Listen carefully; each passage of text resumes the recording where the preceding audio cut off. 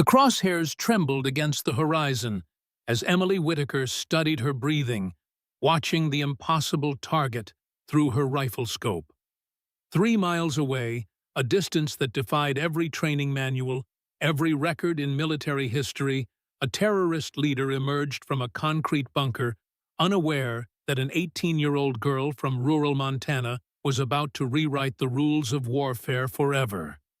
"Target acquired," Emily whispered into her radio, her voice barely audible over the howling Afghan wind. The spotter beside her, Sergeant Mason, lowered his binoculars with shaking hands. "Emily," Mason muttered, his weathered face creased with disbelief. "That's not a shot. That's a prayer." Winds gusting at 40+, temperature differential throwing off every calculation.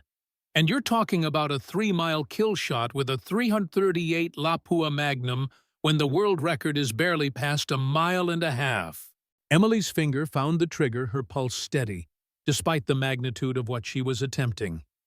Below them, scattered across the valley floor, 3 different terrorist cells had converged for what intelligence indicated was a major weapons exchange. The target, Abdul Rahman, architect of 17 bombing attacks across 3 countries, stood in the center of it all, believing himself untouchable at this distance. "Command, this is Overwatch 7. Emily spoke into her headset, never taking her eye from the scope. "Requesting permission to engage primary target at extreme range." Static crackled through her earpiece before Colonel Sarah Hayes's voice cut through. "Whitaker, confirm your range estimation. 4,800 meters, ma'am. Wind south-southeast at 42 knots, gusting to 55. Temperature differential calculated at -34 degrees Celsius. Coriolis effect compensation already dialed in for this hemisphere." A long pause. "Then, Whitaker, that exceeds maximum effective range by over 2 miles. No military sniper in history has made a confirmed kill beyond 2,700 meters. Emily's jaw tightened. She'd spent the last 6 months analyzing every long-range engagement record, studying trajectory calculations, until her eyes burned and practicing on targets most seasoned snipers wouldn't attempt. Her instructors called her obsessed. Her fellow recruits called her crazy. But lying here on this rocky outcrop, watching history unfold through her rifle scope, Emily knew this moment had been inevitable since the day she first picked up a rifle. "Ma'am, with respect," she replied, "no 18-year-old girl from Montana has ever been deployed to Afghanistan either. But here we are." 6 months earlier, Emily Whitaker had been stacking hay bales under the endless Montana sky, her rifle propped against a fence post as she took aim at prairie dogs that threatened her family's struggling ranch. The Winchester .270 had belonged to her grandfather, then her father, and now rested naturally in her hands, as if it had been crafted specifically for her grip. "Emily Grace Whitaker, you get those chores finished before you start target shooting." Her mother's voice carried across the fields, tinged with the same resignation that had colored most of their conversations since the bank notice arrived. Whitaker Ranch, 3,000 acres of rolling hills and stubborn dreams, was bleeding money faster than a gut-shot deer. Cattle prices had plummeted. The drought had lasted 2 years longer than anyone predicted. And the bank wanted answers her family didn't have. Emily lined up her shot on a prairie dog, poking its head above a distant mound, calculating wind distance and drop in the split second between breath and trigger pull. The crack of the rifle echoed across the valley. 800 yards away, the prairie dog disappeared. "Show off," muttered her younger brother Danny, appearing with a bucket of oats for the horses. At 16, Danny had inherited their father's broad shoulders and their mother's practical stubbornness, but he lacked Emily's supernatural ability with a rifle. "Dad wants to know if you're coming to town for the recruiter meeting," he said. Emily lowered her rifle, studying the distant hills where her shot had found its mark. "What recruiter meeting? Army's sending someone to the high school. Graduation's next week, and half the seniors don't have college money or job prospects. Danny's voice carried the same worried undertone that had plagued their household for months. Mom thinks it might be worth hearing what they have to say. The idea of leaving Montana, of trading these endless skies and familiar mountains for military bases and foreign deserts, should have felt wrong. Instead, as Emily shouldered her rifle and followed Danny toward the house, she felt something she hadn't experienced in months possibility. That evening, the Whitaker family gathered around their kitchen table, the same scarred oak surface where 3 generations had planned their futures and weathered their crises. Emily's father, Thomas Whitaker, spread papers across the wood grain, his calloused hands moving between bank statements and foreclosure notices with practiced resignation. "The numbers don't lie," Thomas said quietly, his weathered face reflecting 45 years of Montana winters. "We've got maybe 6 months before the bank takes the ranch. I can pick up more shifts at the lumber mill, but it won't be enough." Emily's mother, Margaret, reached across to squeeze her husband's hand.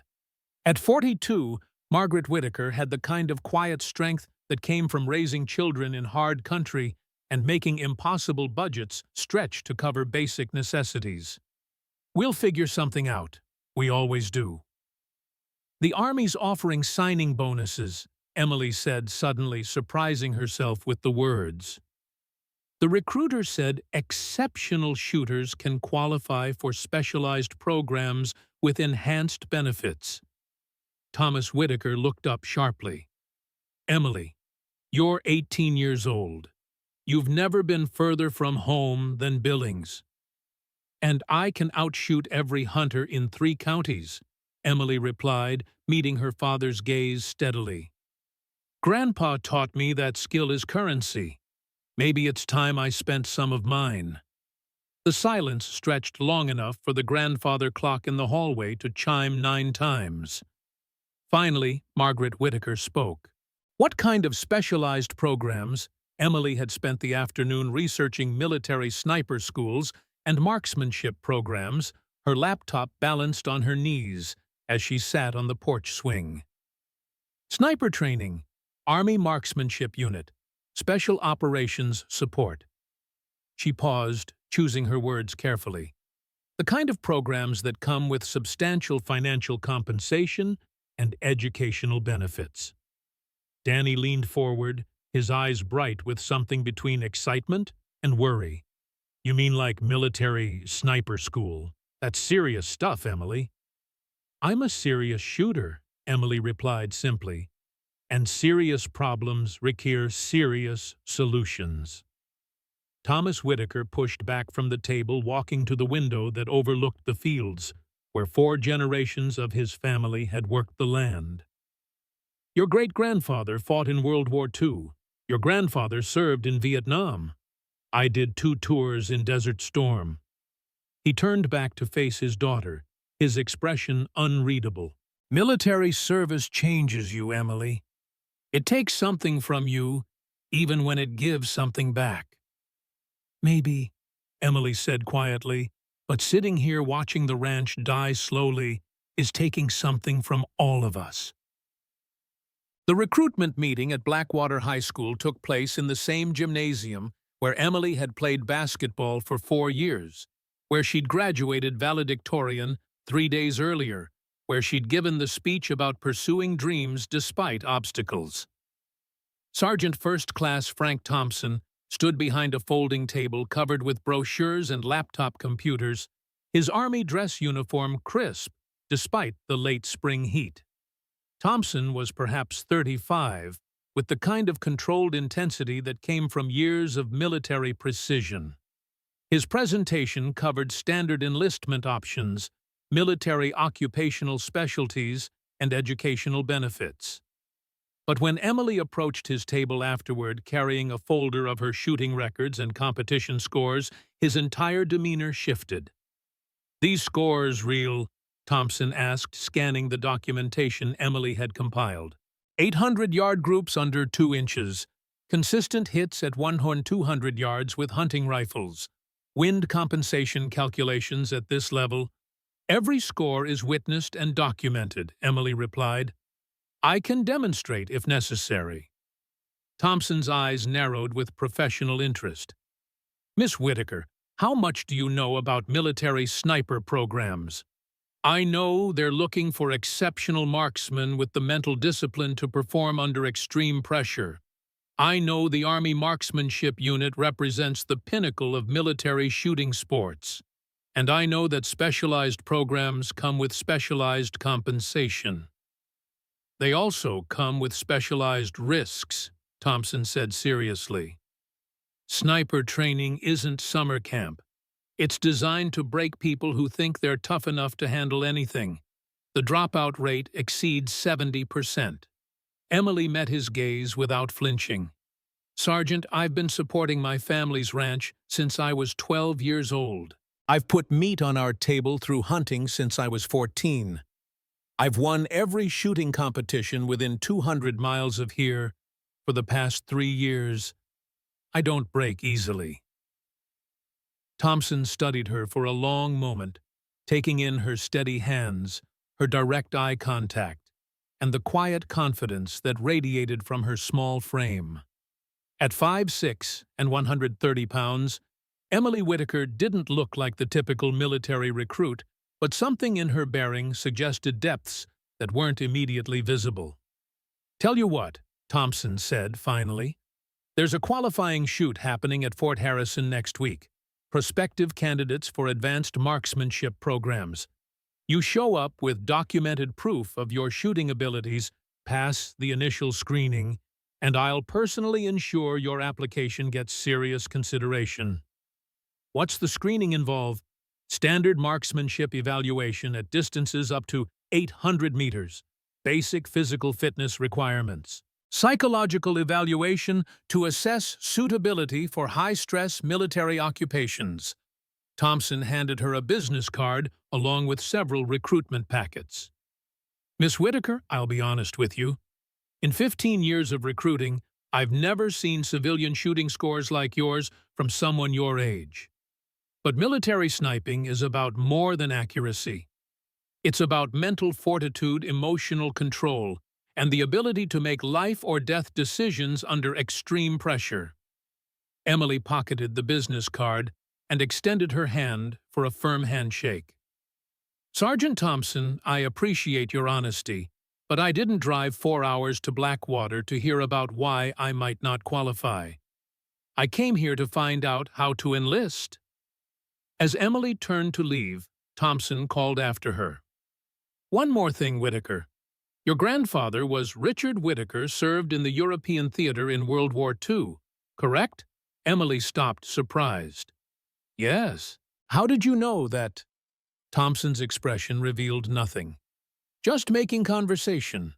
Military families interest me. The drive back to the ranch gave Emily 3 hours to contemplate the magnitude of what she was considering. The Montana landscape rolled past her pickup truck's windows, endless wheat fields, distant mountain ranges, and the kind of open space that made a person feel simultaneously infinite and insignificant. This was home, the only world she'd ever known. And leaving it would mean abandoning everything familiar. But staying would mean watching her family lose everything they'd built across 4 generations. Her phone buzzed with a text from her best friend Sarah Jenkins, who was heading to the University of Montana in the fall on a partial scholarship. How did the military thing go? Still think you're crazy, but I support you're crazy. Emily smiled despite her churning thoughts. Sarah had been her closest friend since elementary school, the steady voice of reason to Emily's impulsive decisiveness. They'd spent countless hours together in the mountains, hiking and camping with Sarah providing the practical planning while Emily handled the hunting and outdoor survival aspects of their adventures. Another text appeared. Seriously, though, you're one of the smartest people I know. Military might be perfect for you, but just make sure you're doing it for the right reasons. The right reasons. Emily considered this as she turned onto the gravel road leading to her family's property. Was financial necessity the right reason? Was the desire to use her shooting skills professionally the right reason? Was the restless feeling that Montana, despite its beauty, was too small to contain her ambitions the right reason? Her grandfather's voice echoed in her memory. Skill without purpose is just showing off. Emily, but skill applied to something important can change the world. The next morning, Emily woke before dawn, as was her habit. But instead of heading straight to the barn for chores, she found herself drawn to the old storage shed at the far edge of the property. The wooden structure had been built by her great-grandfather, and in recent years had been used mainly for storing old equipment and family keepsakes deemed too valuable to discard, but not practical enough to keep in the house. Emily had always loved the musty, timeless smell of the place. As a child, she'd spent hours exploring its corners, discovering forgotten treasures from earlier generations of Whitakers. Now, with the possibility of leaving the ranch for military service, she felt a sudden need to reconnect with her family's history. The padlock was stiff with disuse, but the key still turned in the mechanism. Inside, dust motes danced in the beams of early morning light that filtered through the weathered planks. Emily moved carefully among stacked furniture, old trunks, and farm implements that hadn't been used in decades. In the back corner sat an old wooden chest she recognized as her grandfather Richard's military footlocker. She'd seen it before, but had never explored its contents. Today, something drew her to it. The brass latch was tarnished, but opened easily under her touch. Inside lay neatly folded uniforms, medals in velvet cases, and a stack of letters tied with faded ribbon. But what caught Emily's eye was a leather-bound journal wedged against the side of the trunk. She pulled it free, noticing how the binding was worn smooth from handling. Opening it, she saw page after page of handwritten notes, diagrams and calculations in her grandfather's distinctive script. As she leafed through the journal, Emily realized she was looking at detailed ballistic calculations, trajectory charts, and environmental adjustment tables far more sophisticated than anything she would have expected from a World War II veteran. Many of the notes referenced shooting positions and techniques she'd never heard of, despite her extensive reading on marksmanship. Her eyes widened at some of the formula's calculations for spin-drift compensation at ranges beyond 1,000 yards, humidity density adjustments that weren't standard practice until decades later, and complex trigonometric functions accounting for firing at extreme angles. These were advanced concepts that even modern snipers struggled with, yet her grandfather had been working them out by hand in the 1940s. A yellowed newspaper clipping fell from between the pages. It showed a young man in uniform being decorated by a stern-looking officer. The caption read, "Lieutenant Richard Whitaker receives commendation for exceptional service, European Theater, 1944. The article mentioned only that Lieutenant Whitaker had provided crucial tactical support during a sensitive operation with no specific details. Emily continued exploring the trunk and discovered a false bottom. Beneath it lay a folder marked "Classified" in faded red letters and a small metal box. The folder contained documents so old the typewritten text had begun to fade.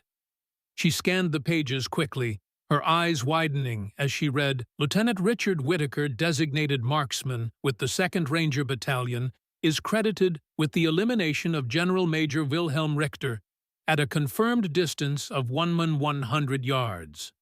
This engagement, conducted on April 12, 1944, represents the longest confirmed sniper elimination in current military records. Due to the sensitive nature of the operation and potential intelligence implications, all details are classified top secret. No public recognition or official record of this achievement is to be maintained in standard military files." Emily's hands trembled. Her grandfather had been a military sniper, one who had set records, and no one in the family had ever mentioned it. She'd learned to shoot from him, spent countless hours with him on the ranch's improvised firing range, and he'd never once hinted at this history. The small metal box contained a worn brass compass and a set of dog tags. Engraved on the back of the compass was a simple message: "True aim comes from the heart, not just the eye. R.W." Emily sat back on her heels, dust swirling around her in the half-light of the shed. She felt as though she'd discovered a secret passage in a house she thought she knew completely. Her grandfather, the gentle, patient man who had taught her to shoot prairie dogs and mule deer, had once used those same skills to change the course of history. As she carefully replaced the items, she noticed one more document tucked into a side pocket of the trunk. It was a medical report stamped "Confidential," detailing an unusual genetic test. The technical language was difficult to parse, but certain phrases jumped out: abnormal ocular neural processing, enhanced visual spatial cognition, and genetic markers consistent with superior depth perception and temporal processing speed. A handwritten note at the bottom, signed by someone with the title Chief Medical Officer, read, "Subject demonstrates abilities consistent with previous cases in the Artemis program. Recommendation: continued monitoring of bloodline for potential reoccurrence of the genetic anomaly." Emily's mind raced.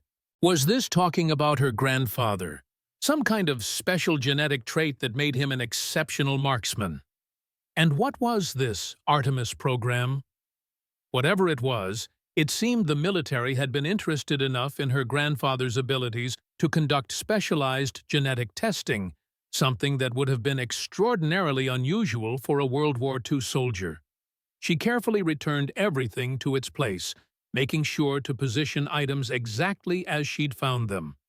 But she couldn't resist slipping the compass into her pocket.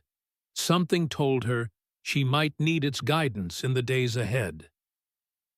As she locked the shed behind her, Emily felt a strange mixture of pride, confusion, and determination.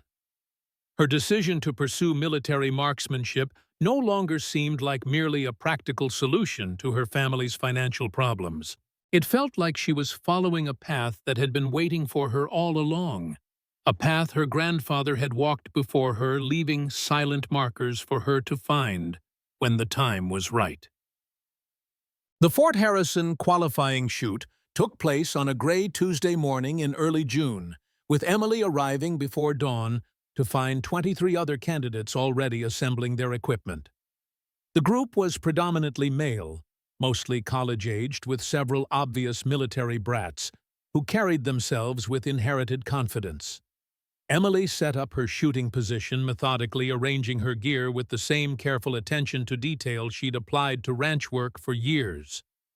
Her rifle was older than most of the competition's equipment, the same Winchester 270 she'd used for hunting, but she'd modified and tuned it until every component performed flawlessly.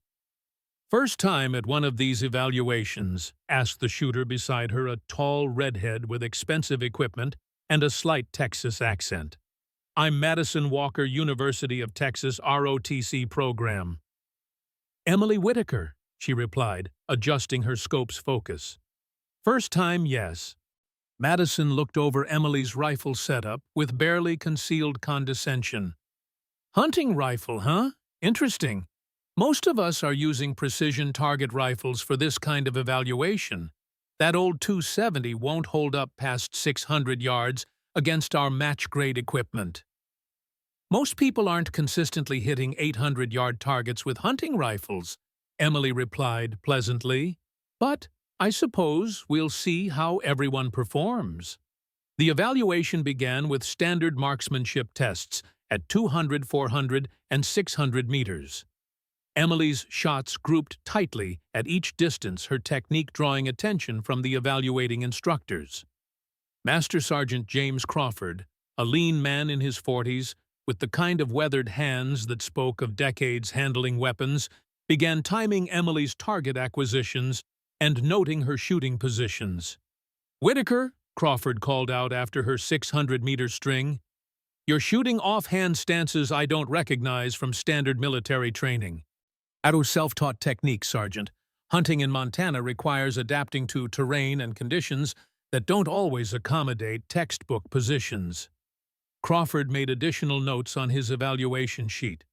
"Show me your 800-meter grouping." The 800-meter target stretched the abilities of several candidates.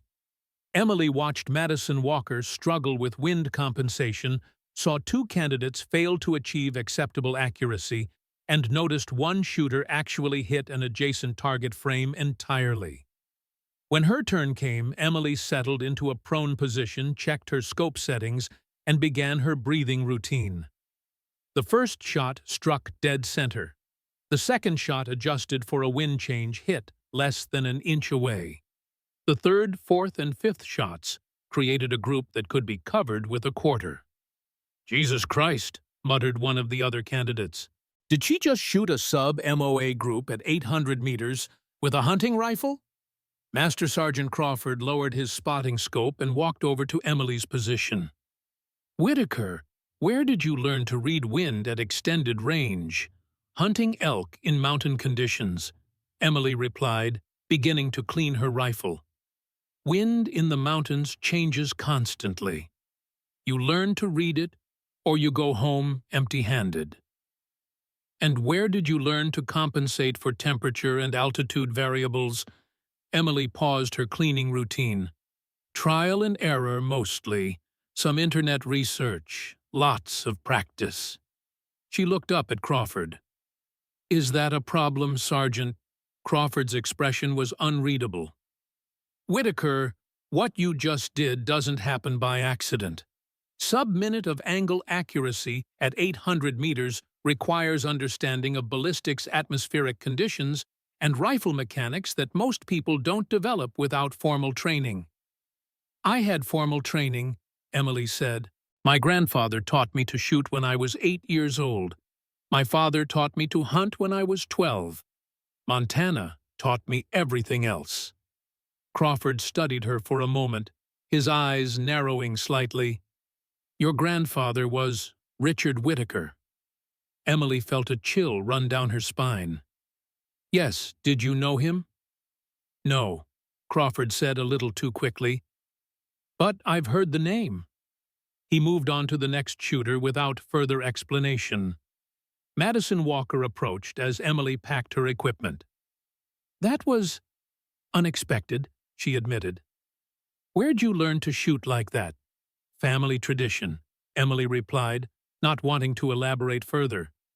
Madison nodded slowly. "Well, you've got skills, I'll give you that. But military sniping isn't just about hitting targets on a controlled range. It's about performing under pressure in hostile environments with lives at stake." "I understand that." "Do you?" Madison's tone was challenging. "Because I've been training for this my whole life. My father was Force Recon. My brother's a Ranger. This isn't a hobby for me or a way to pay bills. It's my calling."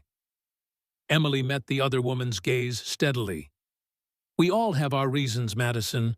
Mine are my own." The psychological evaluation took place that afternoon in a sterile conference room where Emily faced 3 evaluators, a military psychologist, a veteran sniper instructor, and a medical officer. They asked questions about stress management, decision-making under pressure, and her motivations for pursuing military service. "Miss Whitaker," the psychologist began, "sniper operations often involve extended periods of isolation, sometimes in hostile environments. How do you handle being alone?" "I spend most of my time alone," Emily replied honestly. "Hunting, ranch work, target practice. I'm comfortable with my own company." "Military sniping may require engaging human targets," the sniper instructor said bluntly.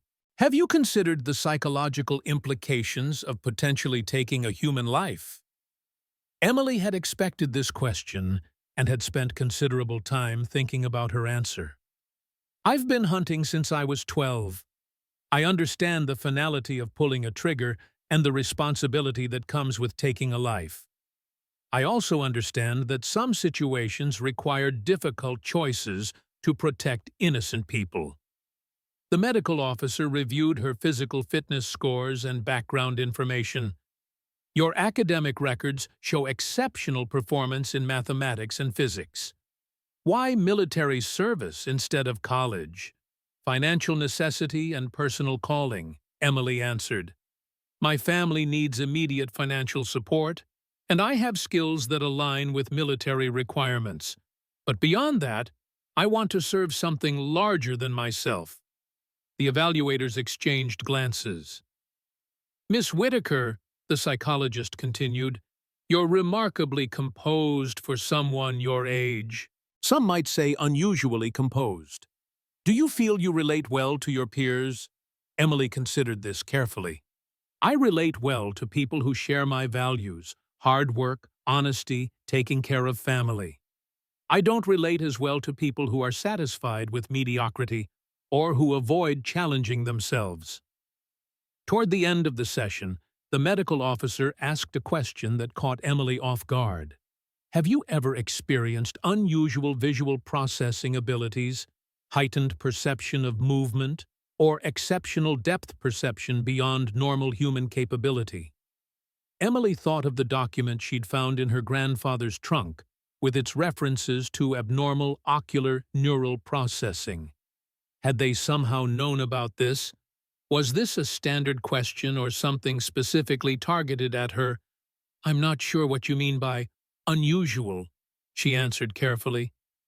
I've always had good eyesight and spatial awareness. It helps with shooting. The officer made a note without commenting further. After 2 hours of questioning, Emily was dismissed with instructions to wait for evaluation results. She spent the remainder of the afternoon in Great Falls, walking through the city's downtown area and marveling at the number of people crowded into relatively small spaces. After years of Montana's vast emptiness, even a modest city felt overwhelming and claustrophobic. Her phone rang as she sat in a diner picking at a hamburger while watching traffic pass outside the window. Emily, it's Sergeant Thompson from the recruitment office. His voice carried a note of excitement. I just received your evaluation results from Fort Harrison. Emily's pulse quickened. And, Whitaker, in 15 years of coordinating these evaluations, I've never seen scores like yours. You didn't just qualify for advanced marksmanship programs, you shattered the evaluation standards. Thompson paused. There are people at Fort Benning who want to meet you immediately. Fort Benning, Georgia, home of the Army Marksmanship Unit and Advanced Sniper Training Programs. They're offering you immediate acceptance into the most selective shooting program in the military with a signing bonus that would make your head spin. Emily closed her eyes, feeling the weight of decision settling on her shoulders. What kind of timeline are we talking about? Basic training starts in 6 weeks. If you accept, you'd ship out for Fort Benning immediately after completion. The whole process takes about 8 months before you're assigned to an operational unit. 8 months to transform from Montana ranch girl to military sniper. 8 months to develop skills that could support her family and serve her country. 8 months to discover if her natural abilities could translate to professional excellence. Sergeant Thompson, I'll need to discuss this with my family, but I'm very interested. Whitaker. One more thing. The evaluation team noted something unusual about your shooting style. They said you seem to intuitively understand ballistic principles that take most people years to learn. Don't let anyone convince you that's not valuable. Emily hesitated, then asked the question that had been burning in her mind since her discovery in the storage shed. Sergeant, is there anything in the Army called the Artemis program? A long silence followed. Then Thompson's voice, suddenly cautious. Where did you hear that name? I found it in some old papers of my grandfather's. Richard Whitaker. He served in World War II. Another pause. Whitaker, that's not something I have clearance to discuss over an unsecured line. But if you're asking what I think you're asking, let's just say certain talents run in families, and the Army has always been interested in those talents. Was my grandfather a sniper in World War II? I honestly don't know the details. But I can tell you that during your evaluation, someone ran your name through a database and flagged your file. That's why Fort Benning responded so quickly. That's all I can say. After hanging up, Emily sat on the porch swing at home, turning her grandfather's compass over and over in her hands. The morning sun caught the brass, sending glints of light dancing across the weathered wood of the porch. The engraving stared up at her. True aim comes from the heart, not just the eye. She hadn't told her parents about what she'd found in the storage shed. Something told her that if her grandfather had wanted them to know about his military history, he would have shared it himself. But now, with her own military career about to begin, she couldn't help wondering what other secrets might be waiting for her to discover. The day after graduation, Emily was summoned to a meeting that would change the course of her military career. In a windowless conference room deep within Fort Benning's administrative complex, she found herself facing Colonel James Hayes, a silver-haired officer whose chest bore the badges of Special Forces Ranger and other elite qualifications Emily didn't recognize. "Private Whitaker," Hayes began without preamble, "what do you know about your grandfather's military service?" Emily's pulse quickened. "Not much, sir. I know he served in World War II. Recently, I found some documents suggesting he might have been a sniper." Hayes nodded slowly. Richard Whitaker wasn't just a sniper. He was part of a highly classified program that identified and developed individuals with unusual aptitudes for precision shooting. He slid a folder across the table. Inside was a black and white photograph of a group of soldiers standing before a target range. In the center stood a younger version of her grandfather, holding a rifle that looked remarkably similar to the Winchester .270 now in Emily's possession. The Artemis program began in 1943, Hayes continued. Military scientists had identified a rare genetic variation that affected visual processing proprioception and temporal cognition. In layman's terms, people with this genetic marker processed visual information differently, faster, more accurately, with an intuitive understanding of ballistic physics that couldn't be taught. Emily stared at the photograph pieces falling into place. "And my grandfather had this marker. He was one of the first identified. The program was named after Artemis, the Greek goddess of the hunt, known for never missing her target." Hayes gestured to the folder. "Turn to the next page." Emily found a document detailing shooting results from 1944. Her grandfather's name topped the list with a confirmed shot at 100 yards. But someone had handwritten a note in the margin. Actual 1750 yards. Security classification Umbra. 1750 yards. Emily looked up, shocked. In 1944, with World War II-era equipment? Hayes nodded. It was classified at the highest levels. The official record remained 100 yards for decades. Your grandfather eliminated a high-ranking Nazi officer who was coordinating reinforcements for the Atlantic Wall defenses before D-Day. That shot from a technical perspective shouldn't have been possible with the technology of the time. And no one knew, a handful of people at the highest levels. After the war, the Artemis program continued in deep cover. It became particularly active during the Cold War, with operatives deployed for specialized eliminations in locations where conventional military action wasn't possible. Your grandfather was monitored throughout his life, as were his descendants. "You've been watching our family," Emily's voice held a note of disbelief, "waiting for this genetic marker to show up again."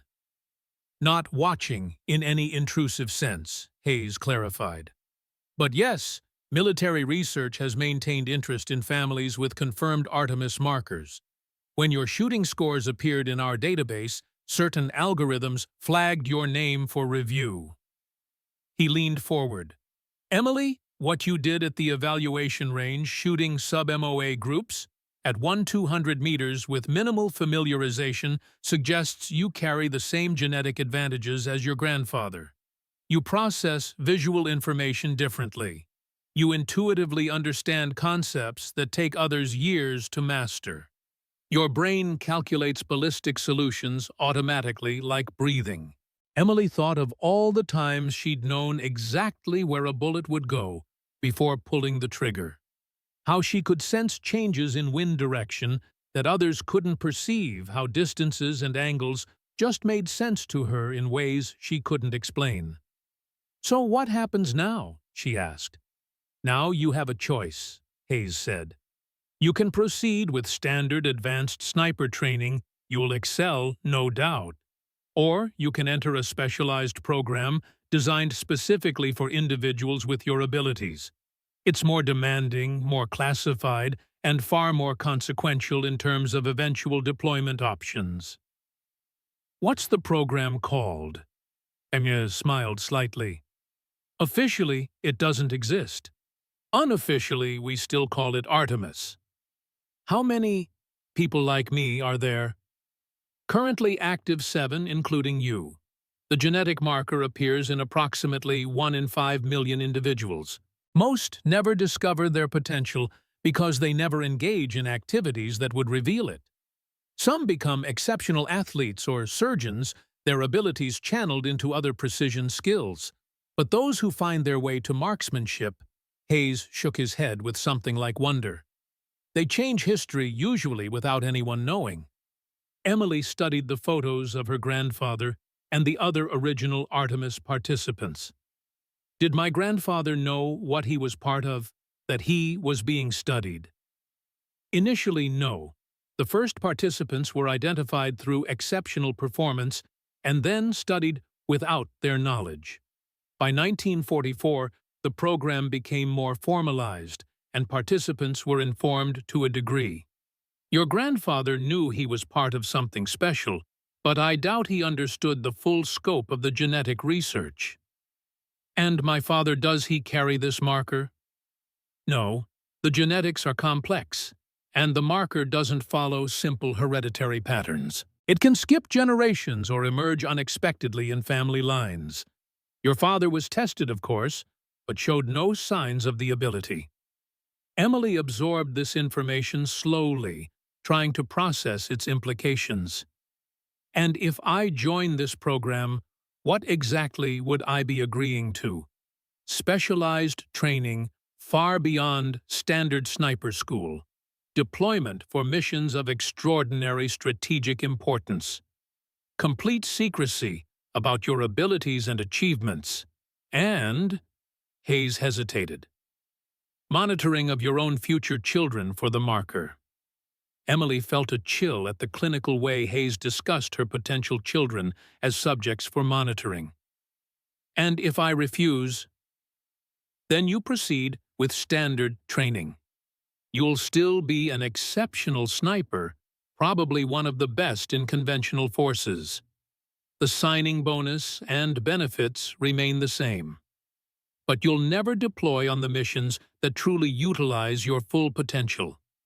And frankly, we'd still monitor your children regardless. This ability is too rare and too valuable to ignore." Emily thought of the ranch, of her family's financial struggles, of her grandfather's hidden legacy. She thought of the compass in her pocket, its inscription guiding her, "True aim comes from the heart, not just the eye." "I need time to think," she said finally. Hayes nodded. 24 hours. That's all I can give you. The next Artemis training cycle begins tomorrow. Basic training at Fort Benning was designed to break down civilian habits and rebuild recruits as soldiers. For most of Emily's fellow trainees, the experience was a brutal introduction to military discipline, physical demands, and mental pressure. For Emily, it felt like an intensive course in skills she'd been developing unconsciously for years. The physical training challenged her in new ways. She'd always been fit from ranch work, but military fitness required different muscle groups and endurance patterns. The academic requirements covered topics she'd never studied formally, but understood intuitively: ballistics, weather pattern, recognition, and equipment maintenance. But it was during weapons training that Emily truly distinguished herself. "Whitaker, step up to the firing line," barked Drill Sergeant Patricia Vegas, a compact woman whose intensity made up for what she lacked in height. "Let's see if Montana farm girls can hang with real soldiers." Emily approached the firing line carrying the standard M4 carbine, a weapon significantly different from her familiar Winchester, but operating on the same fundamental principles. Around her, fellow recruits struggled with basic marksmanship concepts, fighting their weapons instead of working with them. The target stood at 300 meters a distance Emily considered practically point-blank range. She settled into a stable shooting position, adjusted for the slight crosswind, and began engaging targets with mechanical precision. "Cease fire," Sergeant Vegas called after Emily had emptied her magazine. "Whitaker, center your rifle and step back." The target retrieval revealed something that made several drill sergeants gather at the scoring table. Emily had achieved perfect scores at a distance where many recruits struggled to hit the target at all. "Whitaker," Sergeant Vegas said, her voice carefully neutral. "Have you fired military weapons before?" "No, Sergeant. First time." "First. Then explain how you just shot expert marksman scores on your first military qualification." Emily considered her answer carefully. "Sergeant, the principles are the same regardless of the weapon. Sight alignment, breathing control, trigger pull, and follow-through. The M4 just applies those principles with different specifications." Word of Emily's shooting abilities spread quickly through the training battalion. By the end of her first week, instructors from advanced programs were reviewing her scores and requesting additional evaluations. Emily found herself caught between the standard recruit training schedule and special assessments designed to measure her potential for specialized programs. "Whitaker, you're drawing attention," said Private Jessica Chen, her bunkmate, and one of the few other recruits who seemed genuinely comfortable with military life. Jessica was a 20-year-old from California whose father had served in the Marine Corps. "Good attention, but attention nonetheless." "Is that a problem?" Emily asked, field stripping her rifle for the third time that evening to ensure perfect cleanliness. "Depends on how you handle it. Some people resent recruits who stand out. Others respect exceptional performance. The trick is proving you're exceptional without making everyone else feel inadequate." Emily looked up from her weapon maintenance. "I'm not trying to make anyone feel anything. I'm just doing my best." "I know," Jessica said with a slight smile. "That's what makes it work." The advanced marksmanship evaluation came during Emily's 6th week of basic training. Instead of the standard training range, she found herself at a specialized facility with distances extending beyond anything she'd experienced in civilian life. The evaluating team included Master Sergeant Crawford, whom she remembered from Fort Harrison, along with several instructors she didn't recognize. "Whitaker," Crawford began, "today's evaluation will test your abilities at distances up to 200 meters using precision rifle systems. You'll be evaluated on accuracy, target acquisition speed, and adaptability to unfamiliar equipment." The precision rifle was a custom .308 system with an advanced scope and bipod significantly heavier and more complex than anything Emily had used previously. She spent 30 minutes familiarizing herself with the weapon's feel and function, then settled into position for the longest shots of her military career. The first target stood at 800 meters familiar territory. Emily's shots grouped within 2 inches of center. The second target at 1,000 meters required adjustments for wind and elevation she'd never attempted with military equipment. Her first shot missed left by 6 inches. Her second shot, corrected for wind, struck center mass. Her remaining shots created a group that impressed even the veteran instructors. "Whitaker, step up to the 200-meter line," Crawford instructed. 1,200 meters was beyond anything Emily had attempted even in civilian competition. She studied the target through her scope, calculating wind patterns, and bullet drop using principles she'd learned through years of practice but had never applied at such extreme range. Her first shot struck the target 8 inches high. Her second shot, adjusted for drop, hit 4 inches left of center. Her third shot found the bullseye. "Time," Crawford called out. "Whitaker, center your rifle and step back." The scoring process took longer than usual, with instructors using spotting scopes to verify hit locations and measurements. When Crawford approached Emily with the results, his expression was carefully controlled. "Whitaker, your 200-meter group measured 11 inches. For perspective, that's within acceptable combat accuracy at a distance where most experienced military marksmen struggle to hit the target consistently." Emily felt a surge of satisfaction mixed with anticipation. "What's next, Sergeant?" "Next, you complete basic training like every other recruit. But after graduation, you'll be reporting directly to the Special Operations Training Course for Advanced Sniper Instruction." Crawford studied her intently. "Whitaker, understand that what comes next will be more challenging than anything you've experienced. The training is designed to push candidates beyond their perceived limitations." "I understand, Sergeant." "Do you? Because once you enter special operations training, failure isn't just poor performance, it's potentially life-threatening. The skills you'll learn are intended for combat application against enemy forces who are trying to kill you." Emily met his gaze without wavering. "Sergeant, I've spent my entire life preparing for challenges that matter. I'm ready for whatever comes next." The remainder of basic training passed in a blur of standard military instruction, punctuated by additional evaluations and specialized training modules. Emily excelled in all areas, but her marksmanship scores became legendary among the training staff. By graduation day, she held the highest shooting scores in her battalion's history. Her family made the trip to Fort Benning for the graduation ceremony, driving 18 hours from Montana to witness Emily receive her military credentials. Seeing her parents in the crowd of families, Emily felt the full weight of what she was undertaking. This wasn't just career training, it was a fundamental transformation of her life's direction.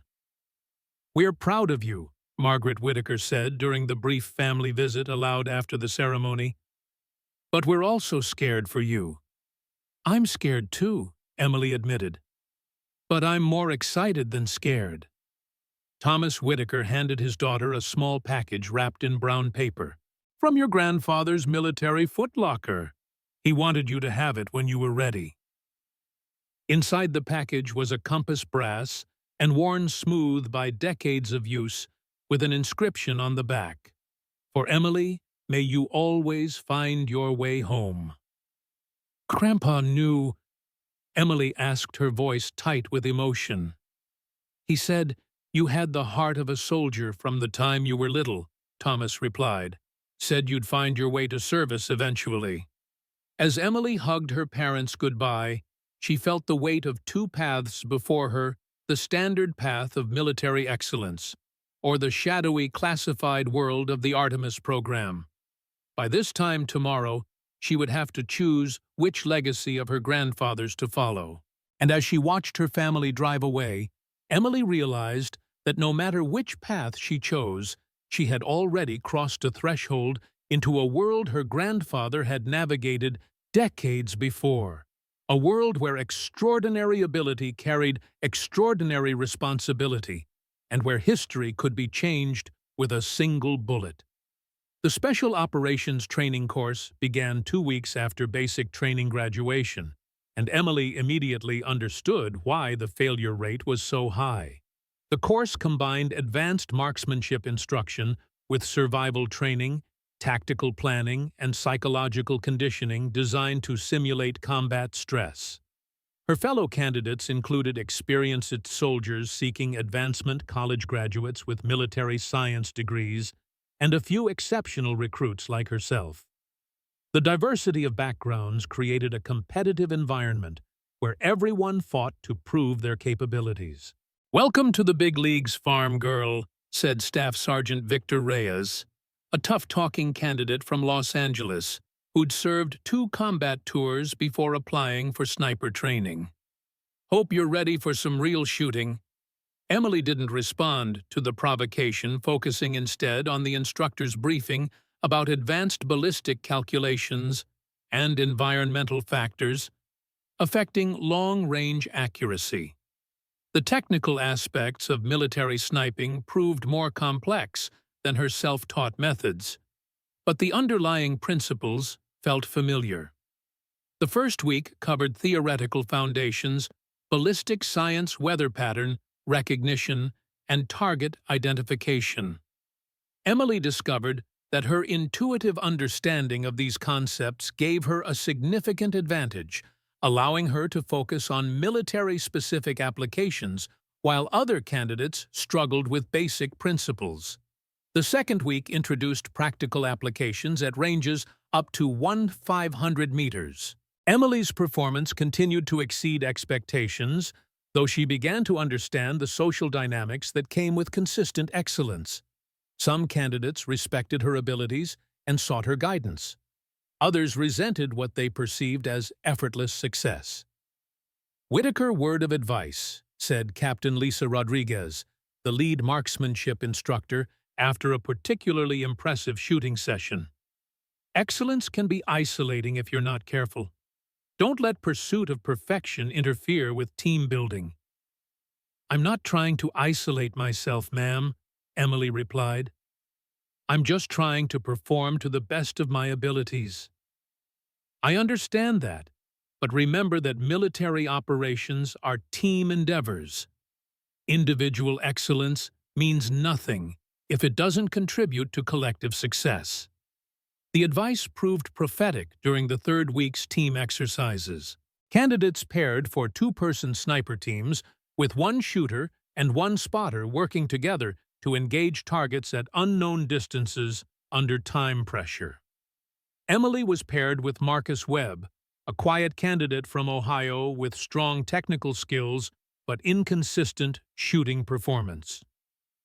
"Whitaker, I know I'm not as good a shot as you," Webb said as they prepared for their first exercise. "But I'm excellent at range estimation and wind reading.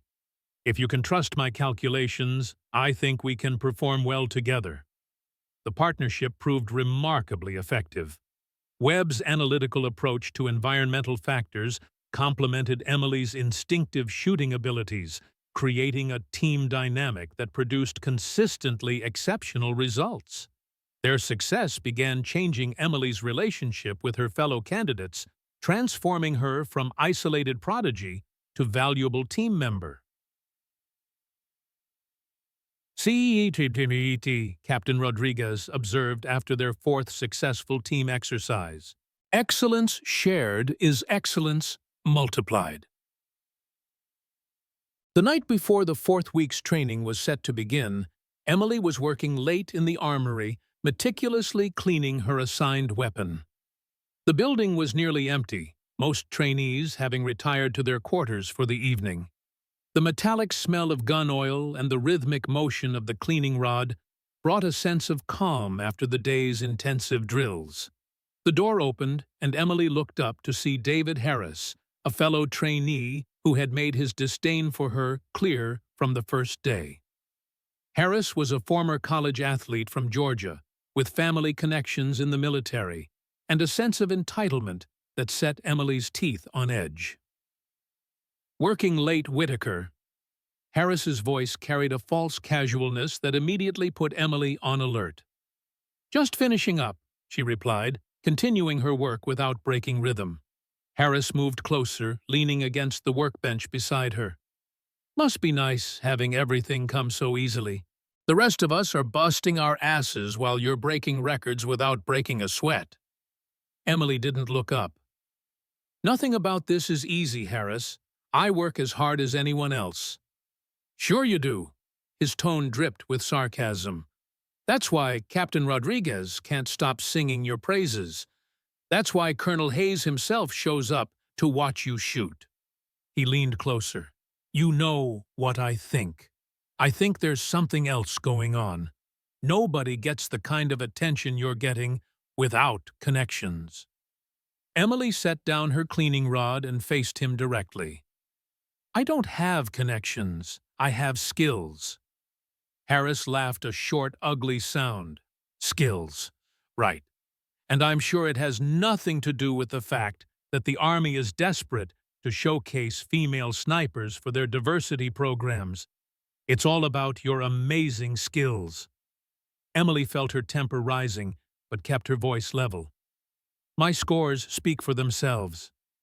For now, Harris said, pushing away from the bench. But eventually, everyone shows their true limits, even prodigies. He headed for the door, then paused. Sleep tight, Whitaker. Tomorrow's a big day. Something in his tone made Emily uneasy. After he left, she finished cleaning her weapon, then carefully inspected all her equipment, checking for any signs of tampering.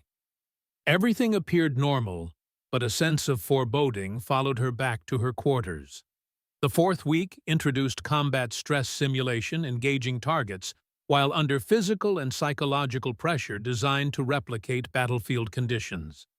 Emily discovered that her years of hunting in challenging Montana weather had prepared her well for performing under adverse conditions. The first exercise of the week involved a long-range engagement after a strenuous 10-mile hike with full gear. Emily and Webb reached their designated shooting position, exhausted but focused. As Emily set up her rifle, she noticed something wasn't right.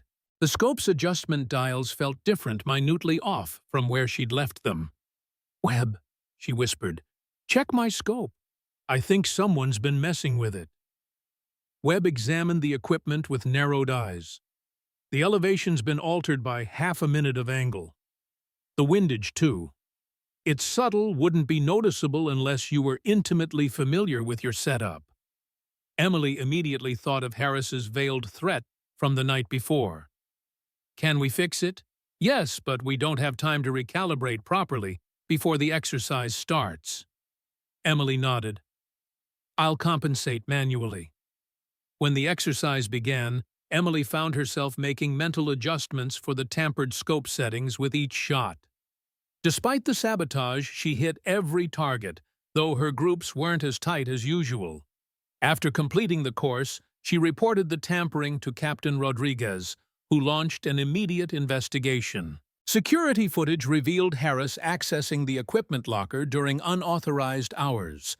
When confronted, he became defensive. Women don't belong in special operations, he spat. Especially not teenage girls playing soldier. That teenage girl outshot you with tampered equipment, Rodriguez pointed out coldly. You're done here, Harris. Report to the Command Sergeant Major for disciplinary action. As Harris was escorted away, he turned to Emily with undisguised contempt. You think this is just about me? There are plenty of people in this program who don't want you here. I'm just the one who got caught. Later that evening, Staff Sergeant Rico Martinez, who had been observing the evaluations, found Emily cleaning her rifle in the armory. Whitaker, I saw what happened today, he said, taking a seat beside her. You should know that Harris isn't entirely wrong. There are elements within the military that resist change, especially when it comes to women in combat roles. Emily continued methodically cleaning her weapon. With respect, Sergeant, I don't particularly care what those elements think. My scores speak for themselves. They do, but be prepared. This won't be the last time someone tries to undermine you. Martinez studied her for a moment. How did you know your scope had been tampered with? The adjustments were minute. Our investigation showed shifts of less than half a minute of angle. Emily paused, considering her answer carefully. She wasn't ready to discuss the Artemis program or her apparent genetic advantages. I just noticed it felt wrong when I looked through it. Something about the sight picture didn't match what I was expecting. Martinez nodded slowly, clearly, not entirely satisfied with her explanation, but unwilling to press further. Well, however you noticed it, you handled the situation perfectly. Exceptional shooters sometimes develop a sixth sense about their equipment. He hesitated, then added, "You've been assigned to my team for deployment. Webb as well. The three of us will deploy to Afghanistan in 3 weeks." Emily felt a surge of both excitement and apprehension. Afghanistan, Coast Province, Forward Operating Base Chapman. It's active, one of the most contested regions along the Pakistan border. You'll be providing overwatch for patrols and possibly engaging high-value targets. The reality of deployment suddenly felt very immediate. In less than a month, she would be putting her skills to use in actual combat, with lives depending on her accuracy. "Thank you for telling me, Sergeant." Martinez stood to leave, then paused. "Whitaker, one more thing. Whatever made you special back on that ranch in Montana, that's what got you here. Don't lose it trying to become what you think a soldier should be." The final evaluation combined all previous training elements into a comprehensive test of sniper capabilities. Candidates would engage multiple targets at unknown ranges while receiving indirect fire simulation, working in two-person teams under time constraints that mimicked combat urgency.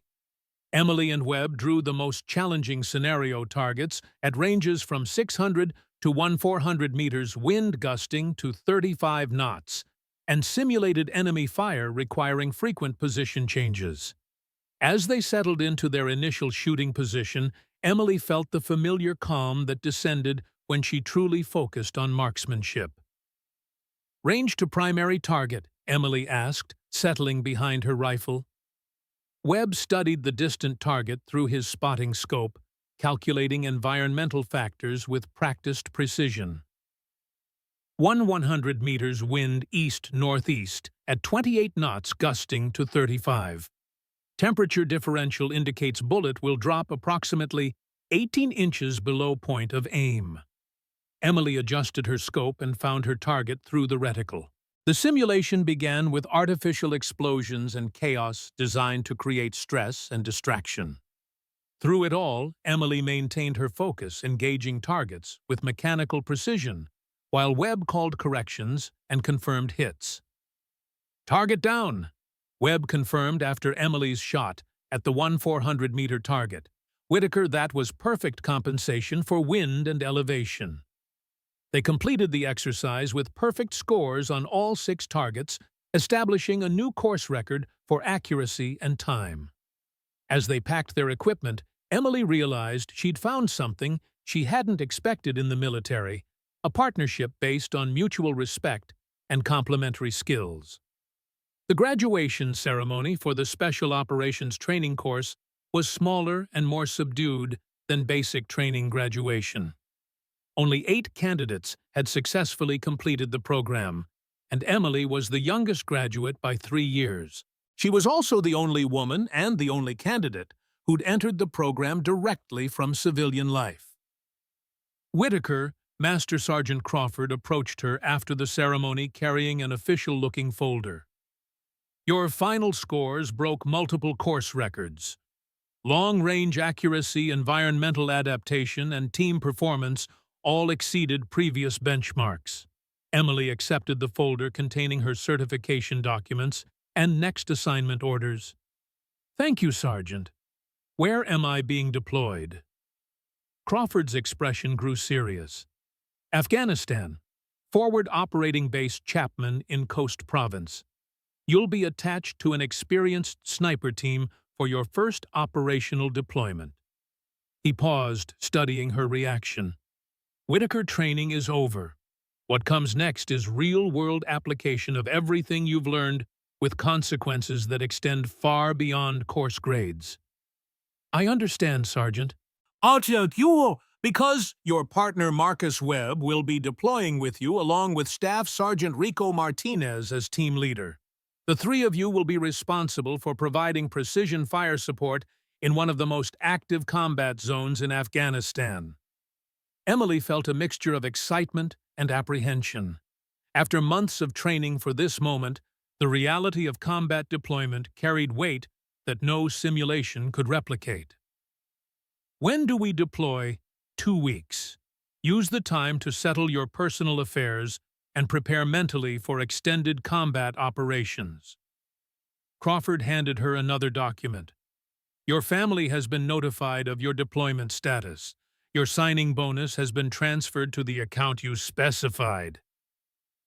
That evening, Emily called home from the base phone center, speaking with her parents for the first time since beginning specialized training. The conversation was both celebratory and somber, acknowledging her success while recognizing the dangers inherent in her upcoming deployment. The bank called yesterday, Thomas Whitaker reported. They've agreed to restructure the ranch loan based on your military income and signing bonus. We're going to keep the ranch, Emily.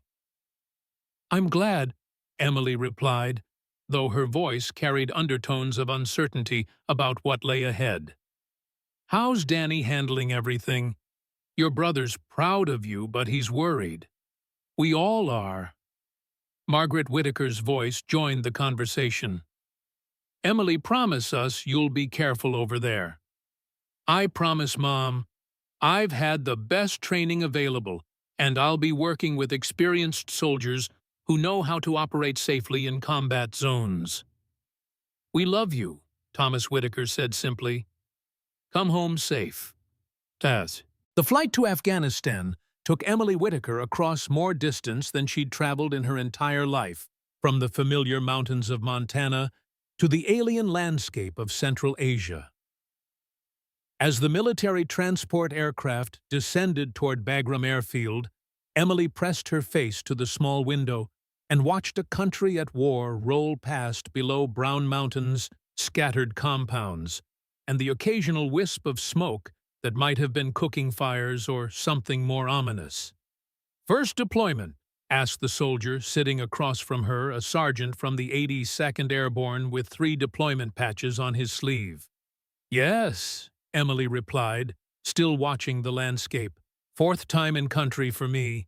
Word of advice, Afghanistan will teach you things about yourself you never knew existed. Some good, some not so good. The temperature at Bagram hit Emily like opening an oven door, intense heat that immediately made her Montana-accustomed lungs work harder. The air smelled of dust, diesel fuel, and something else she couldn't identify but would later learn was the perpetual scent of a country where ancient traditions collided with modern warfare.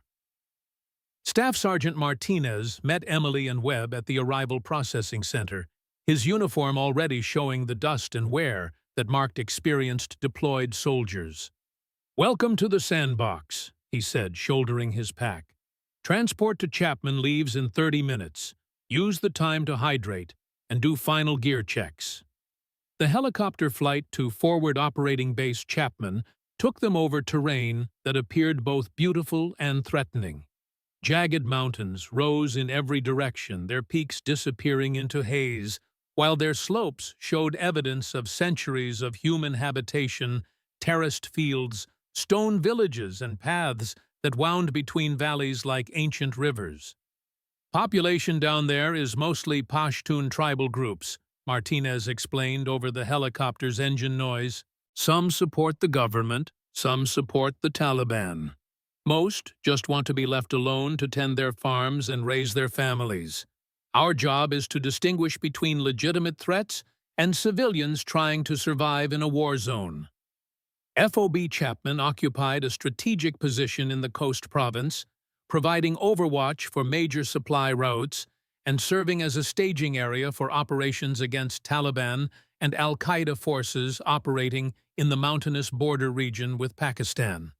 The base was larger than Emily had expected, but smaller than she'd hoped, perhaps 200 soldiers living in a collection of temporary buildings surrounded by concrete barriers and razor wire. "Home sweet home," Webb muttered, as they walked through the base's main gate. "Not exactly Montana, is it, Whitaker?"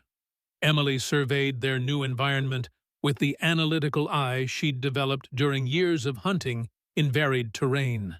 The base was well positioned for defense, but vulnerable to indirect fire from the surrounding mountains. The living conditions were basic but functional.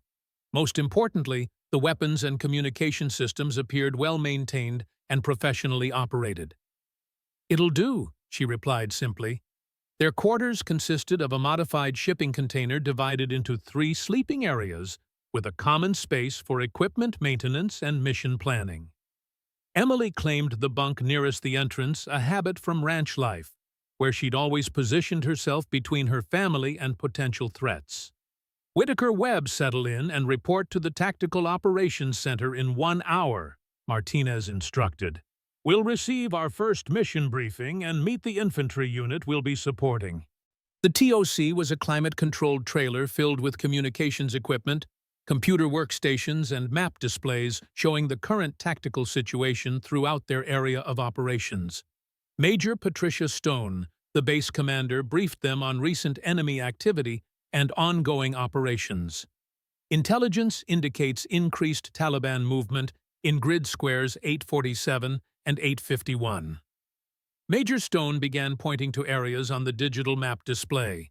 "They're likely establishing supply caches for winter operations and recruiting fighters from local villages. Your team will provide overwatch for patrol operations designed to disrupt these activities." Emily studied the terrain features on the map, noting elevation changes, sight lines, and potential shooting positions. The area was mountainous with sparse vegetation challenging for concealment, but excellent for long-range engagements. "Ma'am, what's the typical engagement range in this area?" Emily asked. "Highly variable. Taliban forces prefer close-range ambushes using the terrain for concealment, but they'll also engage at longer ranges when they have positional advantages." Major Stone highlighted several locations on the map. "These ridgelines have been used for previous sniper attacks against our patrols." Staff Sergeant Martinez stepped forward. "Major, how current is our intelligence about enemy sniper capabilities?" "Current enough to be concerned. We've identified at least 3 Taliban marksmen in this area with confirmed kills beyond 600 meters. They're using a combination of Soviet-era rifles and more modern weapons acquired from various sources." The briefing continued with details about friendly force movements, communication protocols, and rules of engagement specific to the area's complex political and cultural environment. Emily learned that effective operations required understanding not just military tactics, but also tribal relationships, religious considerations, and economic factors that influenced local support for various factions. Their first mission launched before dawn the following morning. Emily and her team would provide overwatch for a patrol investigating reports of weapons caches in a village called Kara, located in a valley surrounded by ridgelines that offered excellent fields of fire. "Whitaker, your shooting position will be on Hill 472, Martinez explained as they studied the approach route. 800 meters from the village center. Clear sight lines to all major buildings and approaches. Webb will spot and coordinate with the patrol leader." Emily felt the familiar calm that preceded challenging shots. This was what months of training had prepared her for real-world application of marksmanship skills with genuine consequences for success or failure. The patrol consisted of 12 soldiers from the 173rd Airborne, led by Lieutenant Cameron Foster, a competent 24-year-old on his second deployment. Foster's approach to operations balanced aggressive tactics with careful risk assessment, and his soldiers displayed the kind of professional competence Emily had learned to recognize during training. "Whitaker, understand that once we're in the village, you're our insurance policy," Foster explained during the final briefing. If we encounter resistance, your job is to eliminate threats that our ground forces can't handle safely. Understood, sir. What are the priority targets if contact is initiated? Anyone with weapons who poses a threat to the patrol. But remember, this is a complex environment where not everyone with a weapon is necessarily hostile. Positive target identification is critical. And the approach to Hill 402 required a 3-hour movement through terrain that reminded Emily of Montana's mountains, but with crucial differences.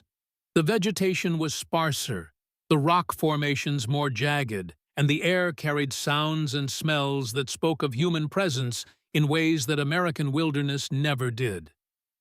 Emily established her shooting position with methodical care, arranging her equipment to provide stable firing platforms while maintaining concealment from observation. The customized M110 rifle she'd been issued was significantly more sophisticated than her grandfather's Winchester, but the fundamental principles remained the same. "Range to village center," Emily requested, settling behind her rifle. Webb studied the target area through his spotting scope, calculating distances and environmental factors. 780 meters to the main buildings, wind southeast at 12 knots, temperature rising, atmospheric conditions are stable. Through her scope, Emily watched the patrol begin their approach to Cara. The village appeared peaceful, children playing in dusty streets, women tending gardens, men working with livestock. It was difficult to imagine this quiet scene containing the weapons caches that intelligence reported. "Overwatch, this is Ranger 6, Lieutenant Foster's voice crackled through the radio. "Beginning search of Compound 1. Maintain eyes on. Report any suspicious movement." Emily tracked the patrol's movement through her scope, noting their professional approach to clearing buildings and their respectful interaction with villagers. The soldiers were clearly experienced in these operations, maintaining security while avoiding unnecessary intimidation of civilians. But the first indication of trouble came not through her scope, but through sounds that carried across the valley.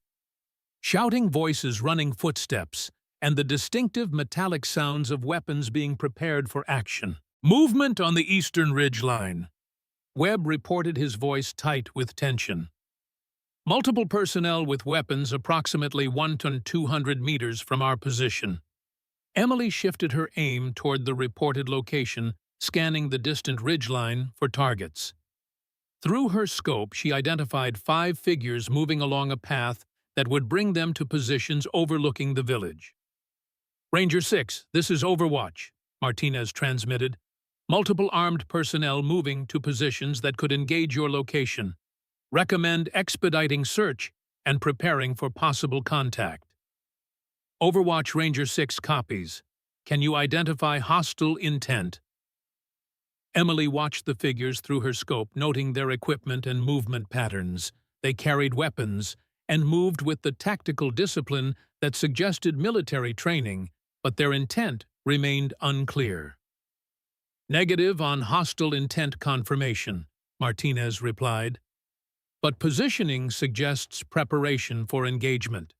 The situation escalated when Emily observed one of the figures unlimbering what appeared to be a rocket-propelled grenade launcher aiming toward the village where Foster's patrol was still conducting their search. "Ranger 6 Overwatch. Definite hostile intent confirmed. RPG team preparing to engage your position. Overwatch permission to engage." Emily's world narrowed to the precise calculations required for a 200-meter shot in variable wind conditions. The target was partially concealed behind rocks, presenting a difficult angle and limited exposure time. "Range 200 meters, Webb confirmed. Wind southeast at 15 knots. Temperature differential calculated. Target moving toward firing position." Emily's breathing slowed as she entered the focus state that made exceptional shooting possible.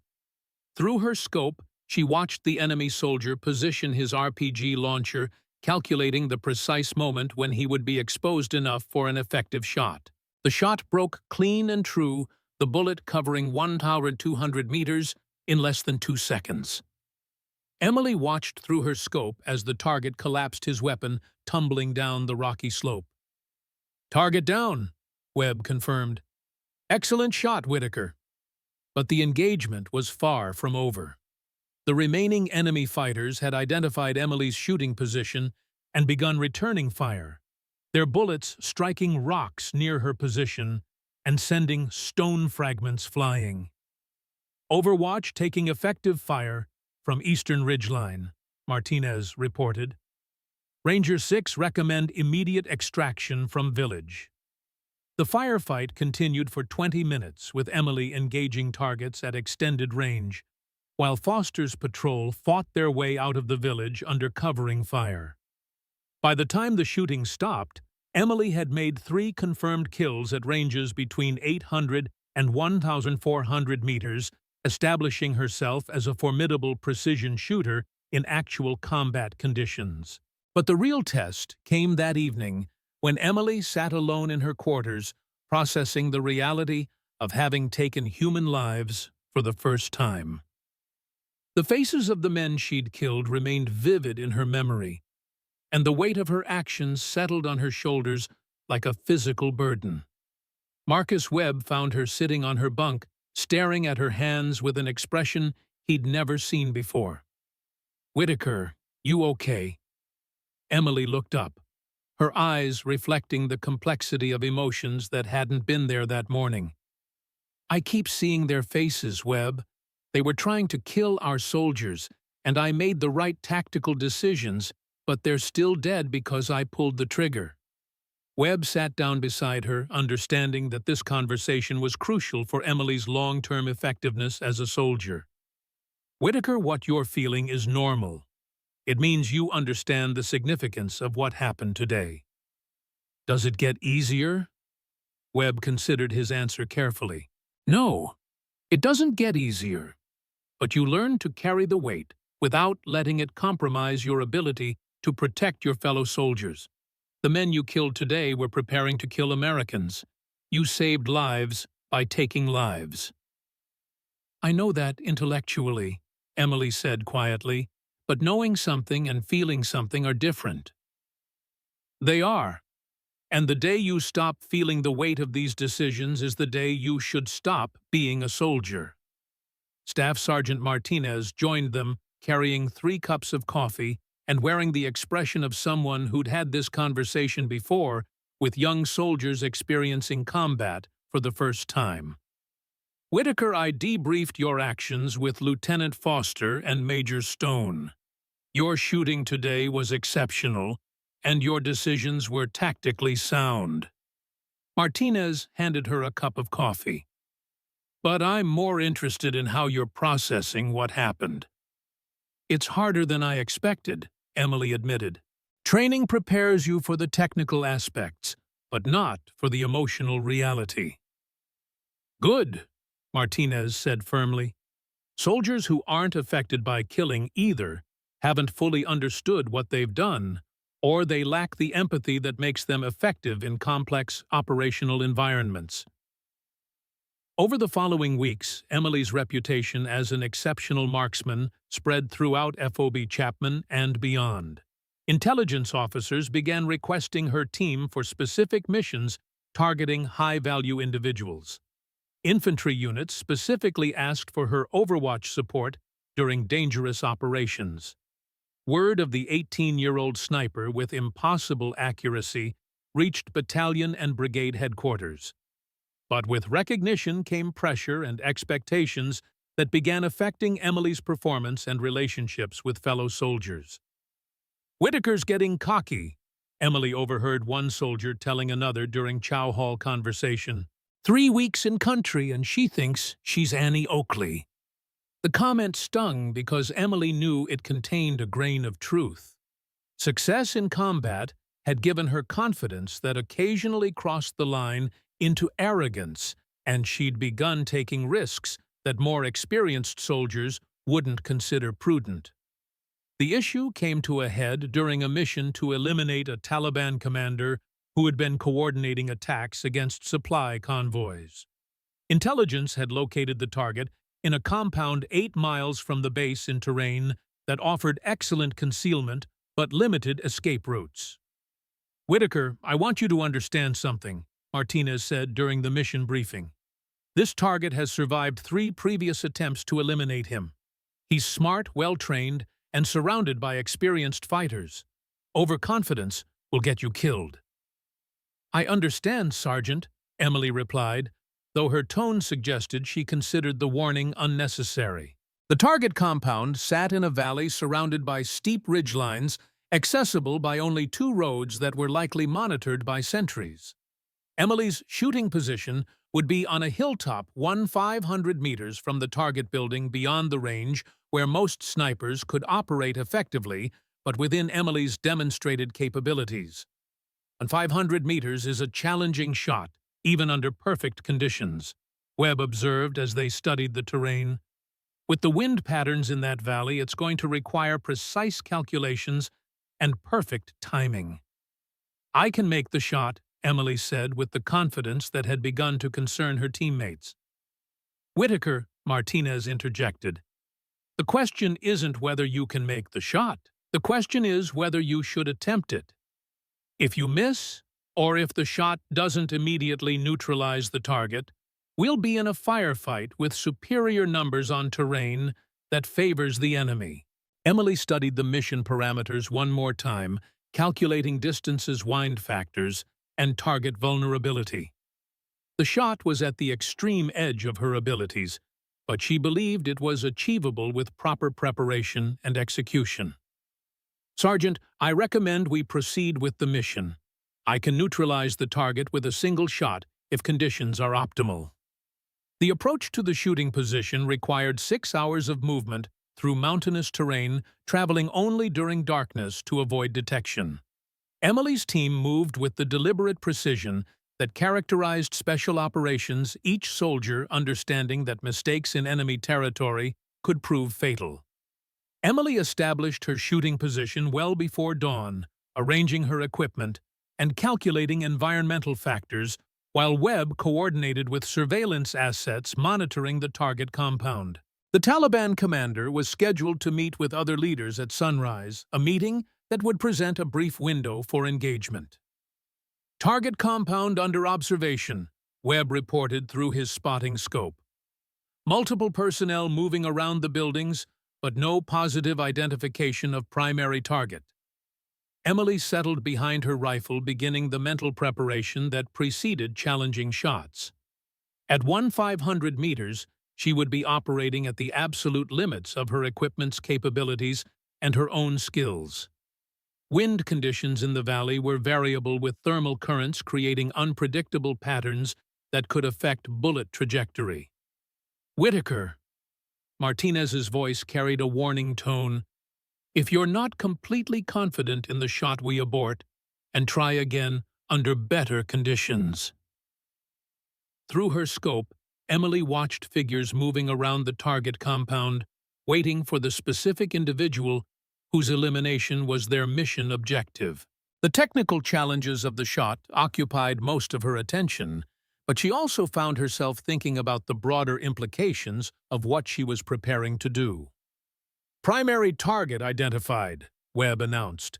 "Taliban commander exiting the main building, moving toward the courtyard." Emily's crosshairs found the target tracking his movement while calculating the precise moment when conditions would be optimal for engagement. The man in her scope was perhaps 40 years old, moving with the confidence of someone accustomed to command and authority.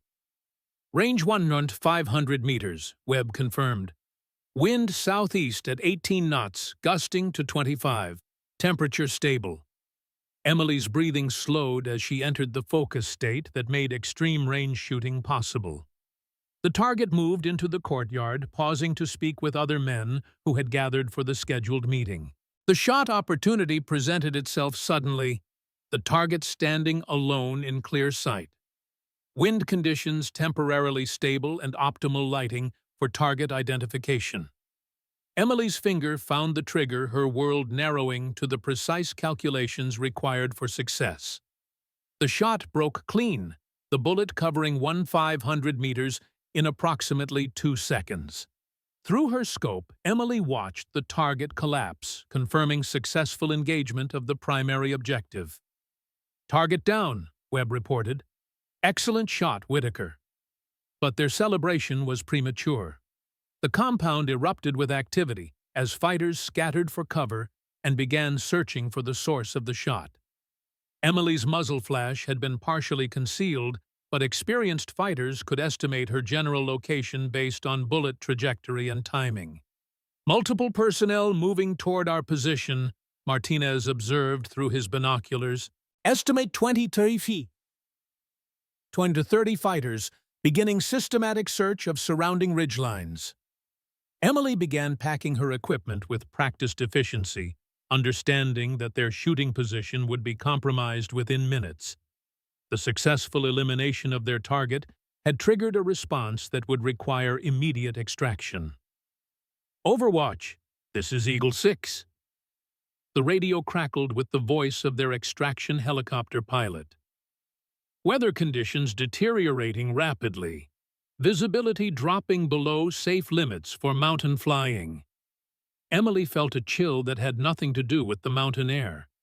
If weather prevented helicopter extraction, her team would be forced to evade on foot through terrain controlled by enemy forces who now knew approximately where they were located. "Martinez, we need to move now," Emily said, shouldering her pack and checking her equipment one final time. "Agreed. Webb, take point. Whitaker, you're in the middle. I'll bring up the rear and cover our extraction route." The movement to their alternate extraction point required descending through terrain that offered minimal concealment, while potentially hostile forces searched the surrounding area. Emily found herself in the unfamiliar position of being pursued, rather than pursuing, relying on fieldcraft skills she'd learned in training but never applied under genuine pressure. 2 hours into their movement, Webb signaled for them to halt and take cover behind a formation of large rocks. In the distance, they could hear voices and the sounds of vehicles moving along the valley floor. "Local forces conducting search operations," Martinez whispered. "They're being systematic about it, which means they have experienced leadership." Emily studied the terrain ahead, noting potential routes and obstacles while calculating how long their concealment might remain effective. The hunters had become the hunted, and she was learning that survival required different skills than marksmanship. "Whitaker," Martinez continued quietly, "how are you holding up?" "Fine, Sergeant. Ready to continue movement when conditions permit." But privately, Emily was discovering that combat involved complexities she hadn't fully appreciated during training. The technical aspects of shooting remained familiar and manageable, but the psychological pressure of operating in hostile territory was unlike anything she'd experienced. The extraction helicopter finally arrived as weather conditions temporarily improved, allowing the crew to navigate the mountain terrain safely. As Emily climbed aboard the aircraft, she reflected on the mission's success and the lessons learned about operating in an environment where mistakes could prove fatal. "Whitaker." Major Stone debriefed her team upon their return to the base. "Your shot today eliminated a high-value target who was directly responsible for American casualties. Exceptional work under challenging conditions."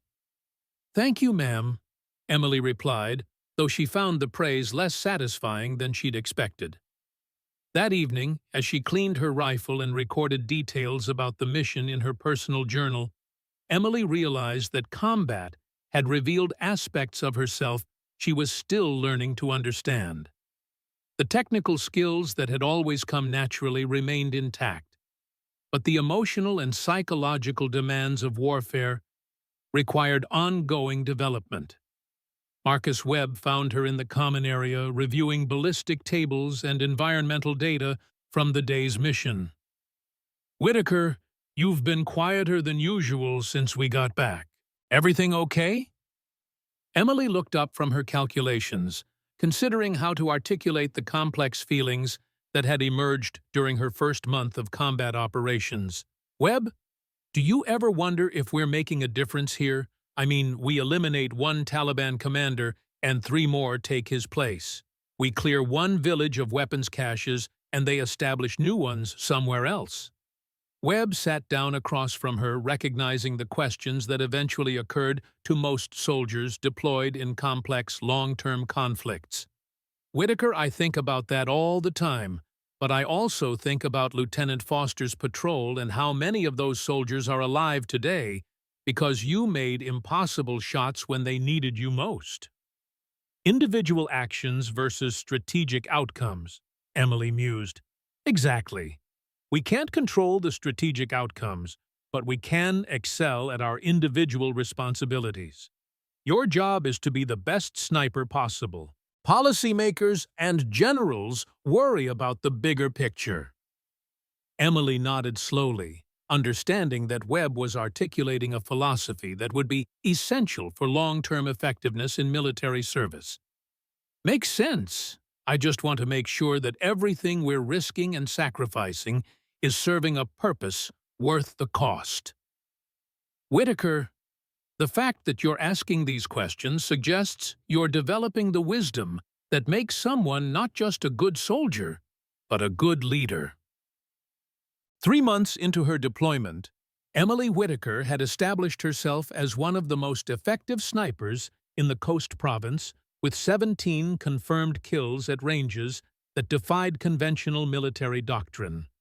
Her reputation had spread beyond FOB Chapman to brigade headquarters and special operations commands throughout Afghanistan, bringing both opportunities and complications she hadn't anticipated.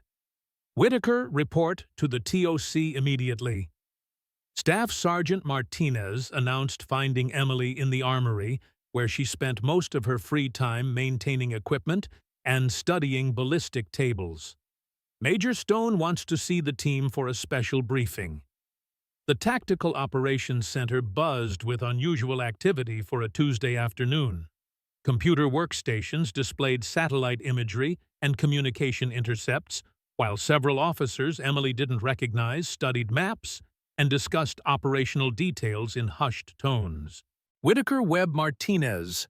Major Stone called them over to a secured briefing area.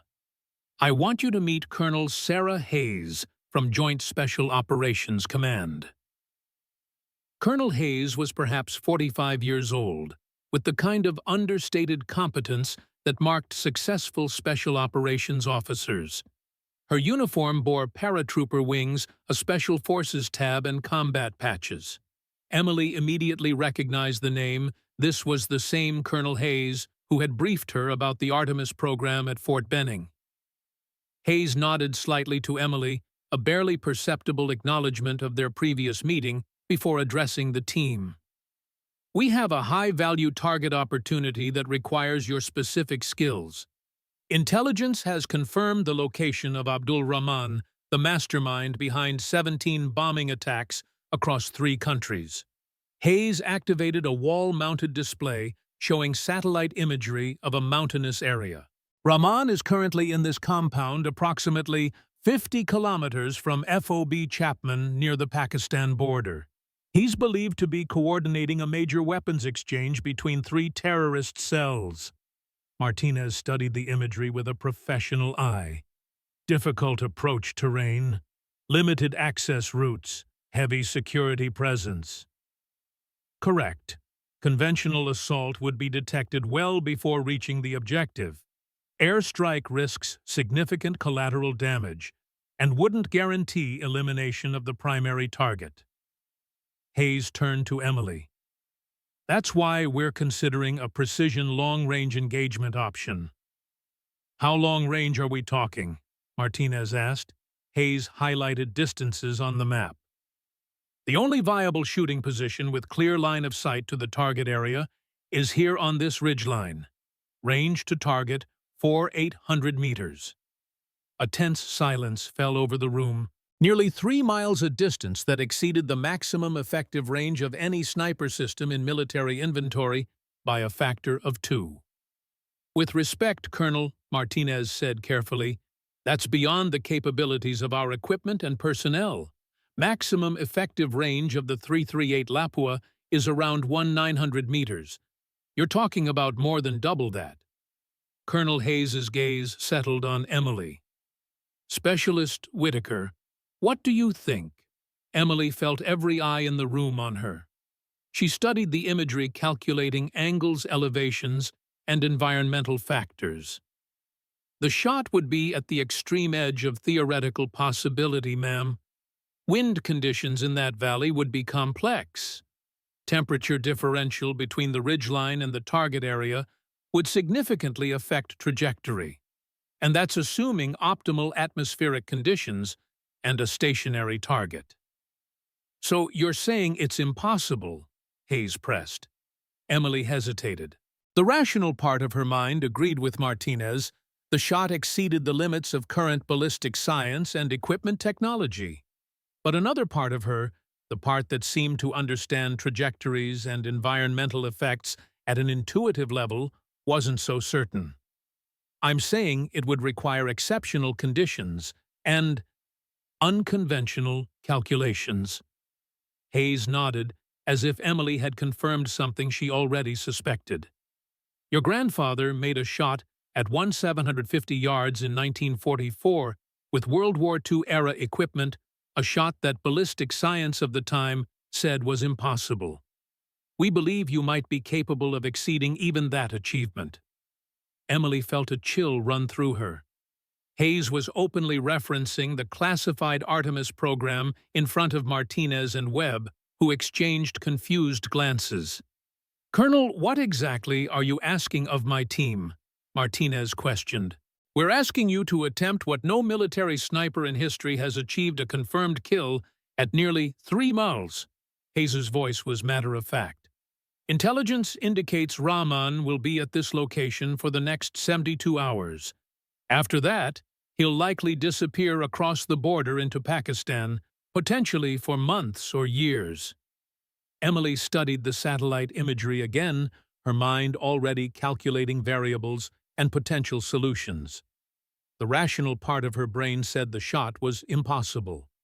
But something deeper, something connected to the genetic anomaly that had been passed down from her grandfather, whispered that under perfect conditions, with precise calculations and flawless execution, it might just be achievable.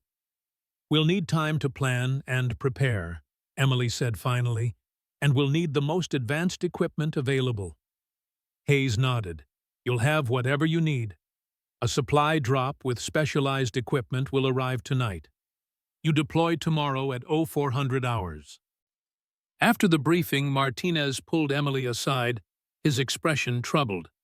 Whitaker, what was that about your grandfather, and why does a full-bird colonel from JSOC know about a shot he made in World War II? Emily realized she would need to share at least some of the truth with her team leader.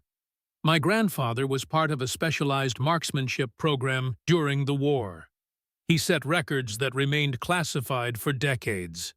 Colonel Hayes believes I might have inherited some of his abilities. And have you? Martinez's gaze was penetrating. Emily met his eyes steadily. I see things differently than most shooters. Trajectories, wind effects, environmental variables, they make sense to me in ways I can't fully explain. It's been that way since I first picked up a rifle.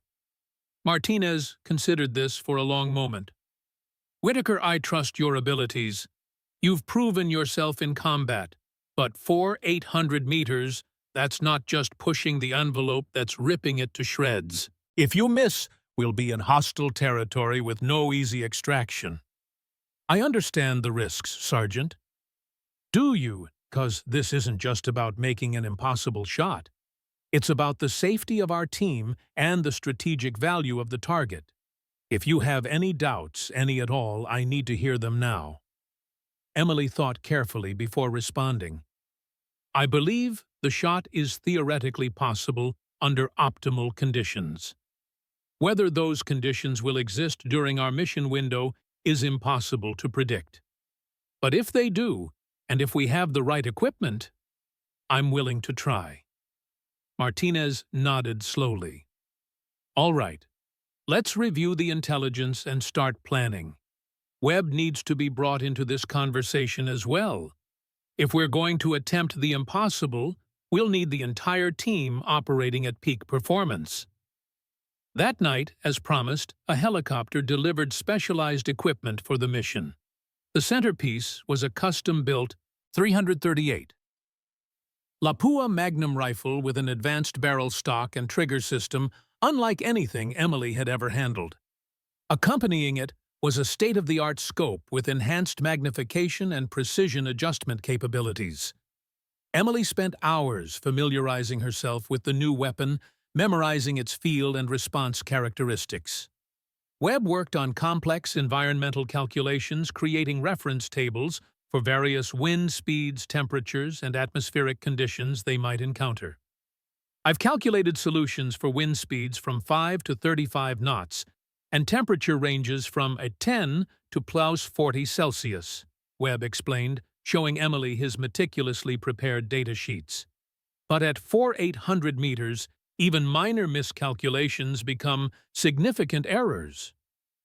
What about Coriolis effect and spin drift? Emily asked.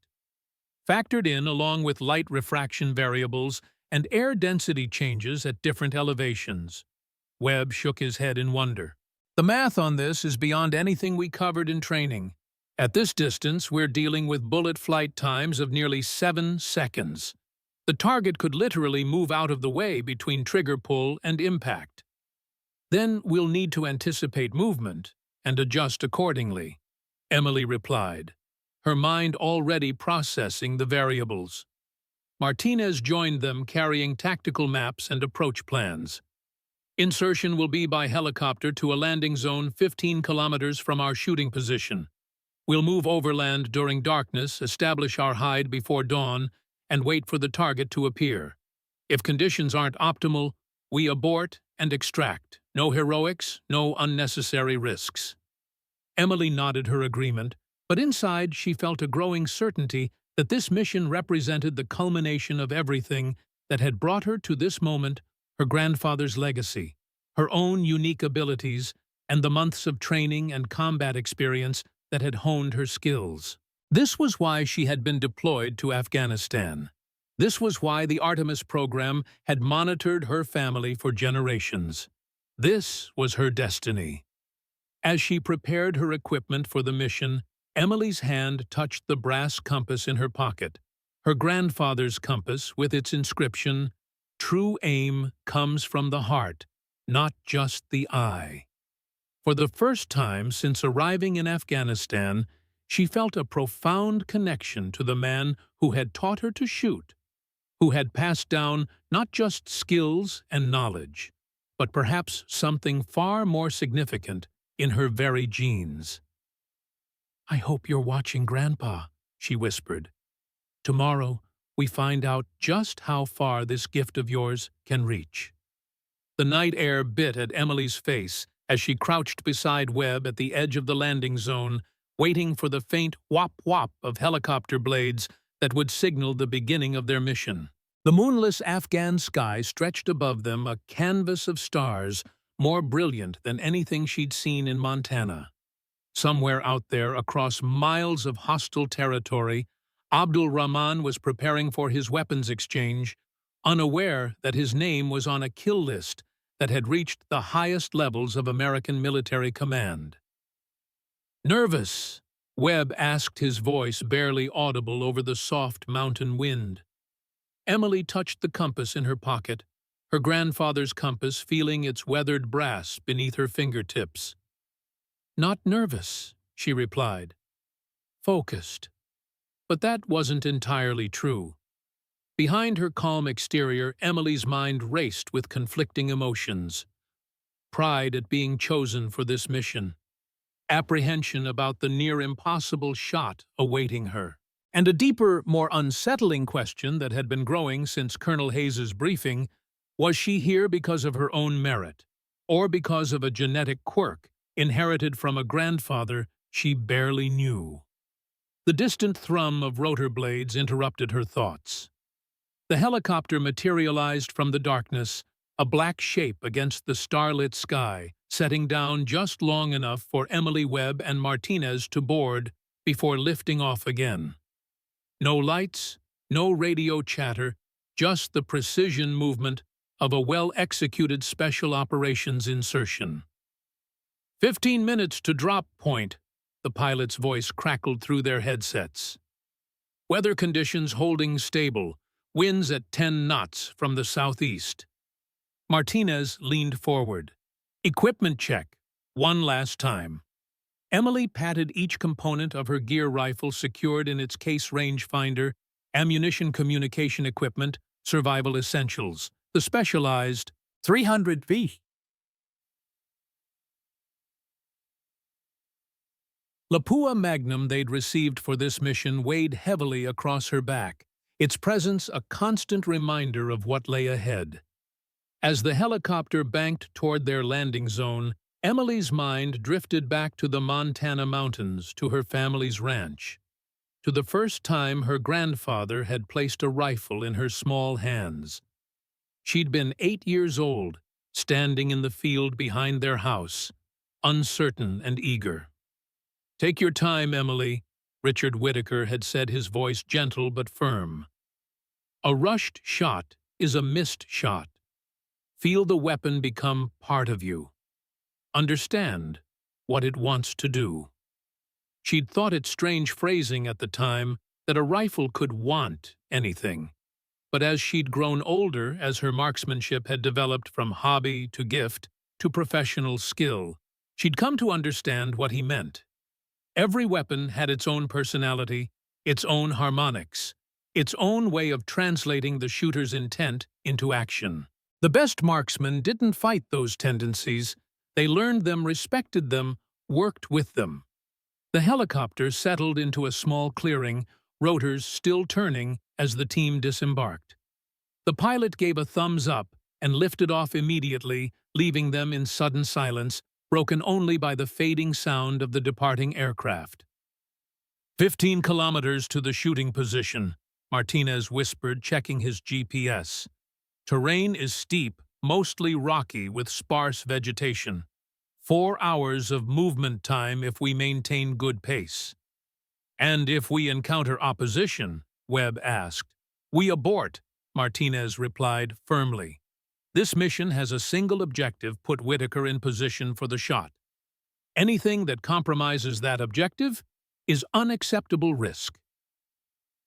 They moved through the darkness with the practiced efficiency of soldiers who understood that survival depended on discipline. Martinez took point, his experience guiding them through terrain that might have seemed impassable to less trained observers. Webb followed, constantly scanning their surroundings with night vision equipment, alert for any sign of enemy movement. Emily brought up the rear, the specialized rifle secure across her back, her mind already calculating variables for the shot to come. 2 hours into their movement, Martinez signaled for a halt. Ahead, the narrow path they'd been following opened onto a wider valley. Even in the darkness, they could make out the dim lights of a small settlement. "Not on the map," Martinez muttered, studying the unexpected village through his night vision goggles. "Recent establishment, or deliberately unmarked." "Pashtun structures," Webb observed. "Probably a farming community. Non-combatants." Martinez nodded. "We go around. Add 40 minutes to movement time." As they carefully circumnavigated the sleeping village, Emily found herself wondering about the lives of the people inside those simple stone houses. Farmers, families, people trying to survive in a land torn by decades of war. Did they support the Taliban? Did they hate Americans? Or were they simply caught in the middle, trying to protect their children in a world where violence had become routine? Her grandfather had written about similar thoughts in his journal, reflections on French villagers he'd seen during the liberation of Europe, people who'd endured Nazi occupation and emerged with a wariness that transcended language barriers. "The eyes of civilians in war zones all carry the same question," he'd written. "Are you here to help us or hurt us?" And they've learned the hard way that the uniform doesn't always answer that question honestly. By the time they reached the base of the ridgeline that would serve as their shooting position, the eastern sky had begun to lighten.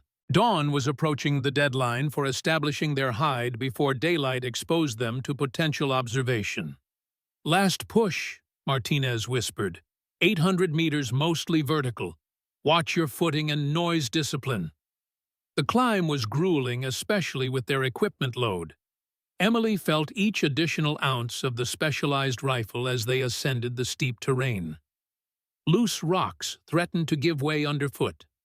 Sparse vegetation offered minimal handholds. But years of hiking Montana's mountains had prepared her well, and she maintained a steady pace despite the challenging conditions. They reached the ridgeline with the first pink streaks of dawn painting the eastern horizon. Martinez immediately set to work, establishing security, creating subtle defensive positions that would protect them from potential attack while maintaining concealment. Webb began unpacking his spotting equipment, preparing for the complex calculations that would support Emily's shot. Emily found herself drawn to the edge of the ridgeline, where she could look out over the vast expanse they had crossed during the night. In the growing light, Afghanistan revealed itself in stark beauty: jagged mountains, deep valleys, and the scattered evidence of human habitation that had persisted through centuries of conflict. She could see the village they had bypassed, smoke now rising from cooking fires, as the community awakened to a new day. And far in the distance, nearly 3 miles away, she could just make out the compound where Abdul Rahman was reportedly meeting with his terrorist network. At this range, it appeared as little more than a collection of beige structures against the brown landscape almost indistinguishable from its surroundings. 3 miles, she whispered to herself, the magnitude of the task ahead suddenly very real. 4,800 meters.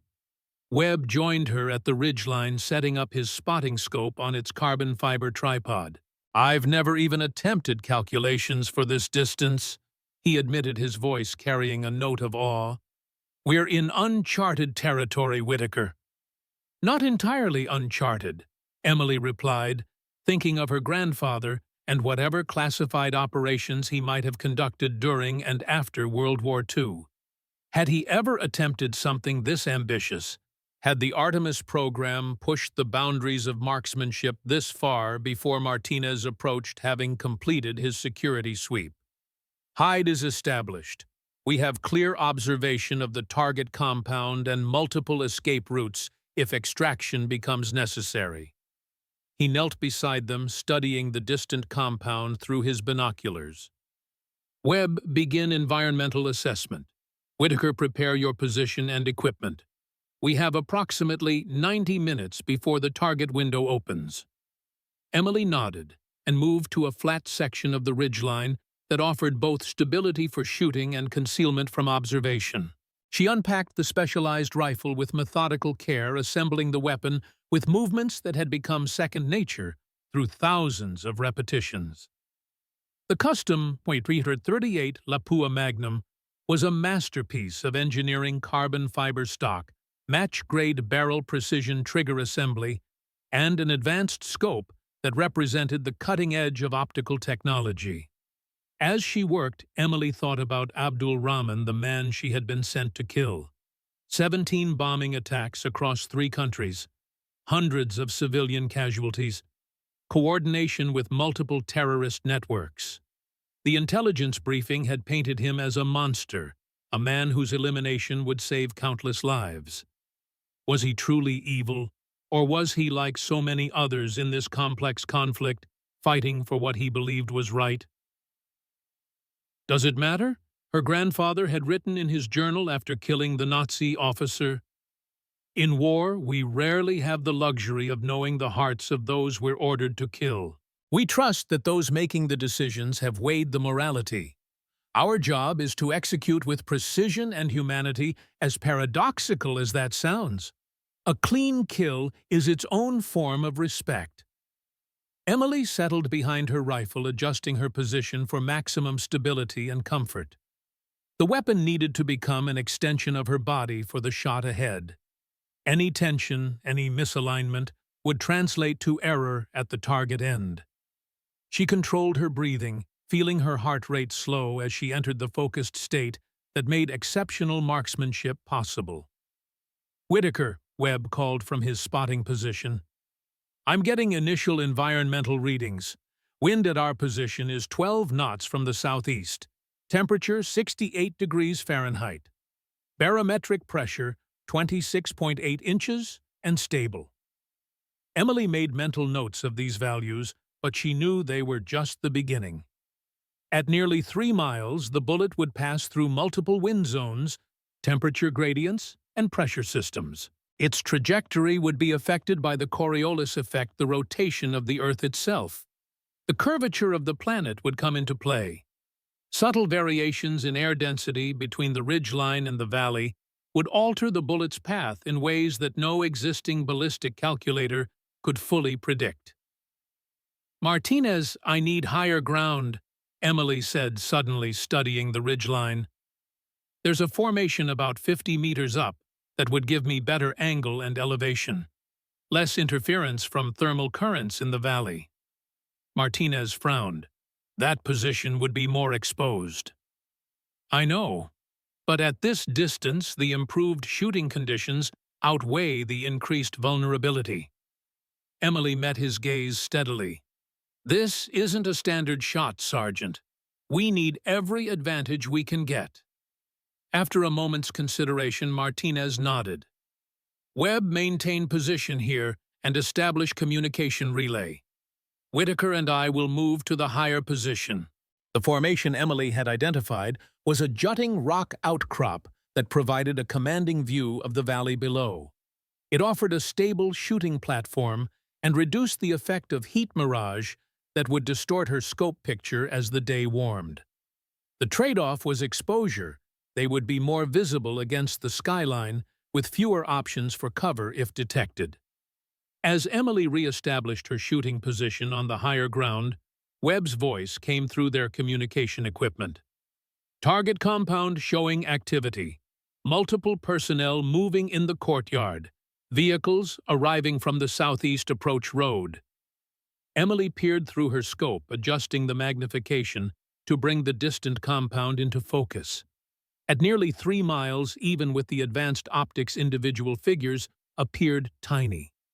She could make out movement, but couldn't yet distinguish specific individuals or identify weapons.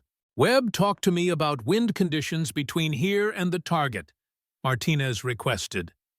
"Complex," Webb replied. "I'm seeing dust movement indicating at least 3 distinct wind zones. Near ridge is 12 knots southeast. Mid-valley showing lateral movement west to east at approximately 18 knots.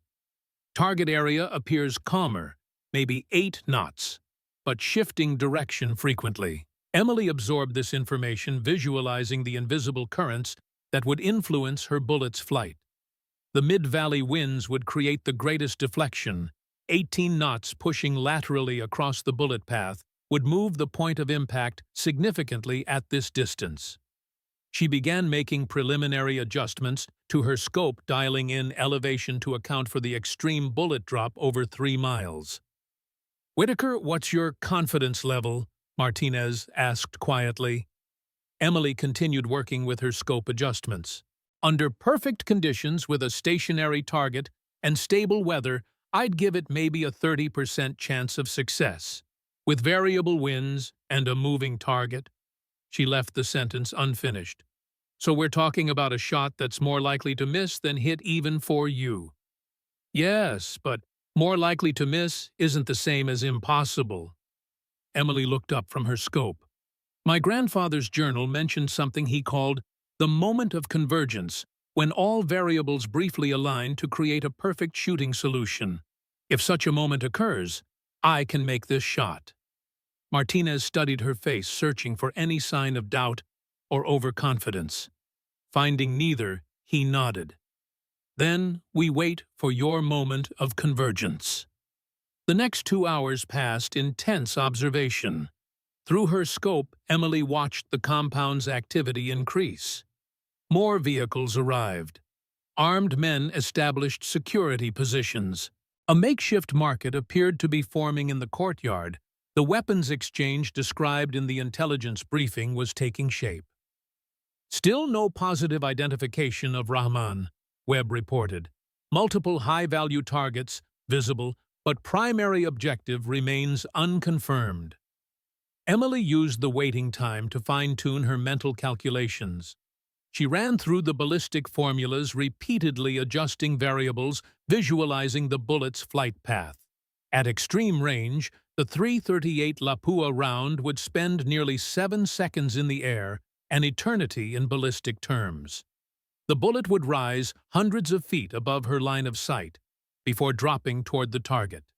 It would drift laterally with the wind, its spin creating additional movement as it traveled.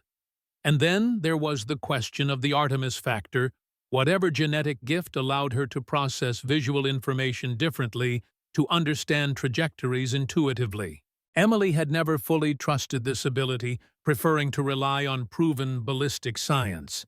But at this distance, with so many variables beyond calculation, perhaps intuition was as valuable as mathematics. Movement at the main building entrance. Webb's voice crackled through the communication system. SUV arriving. 4.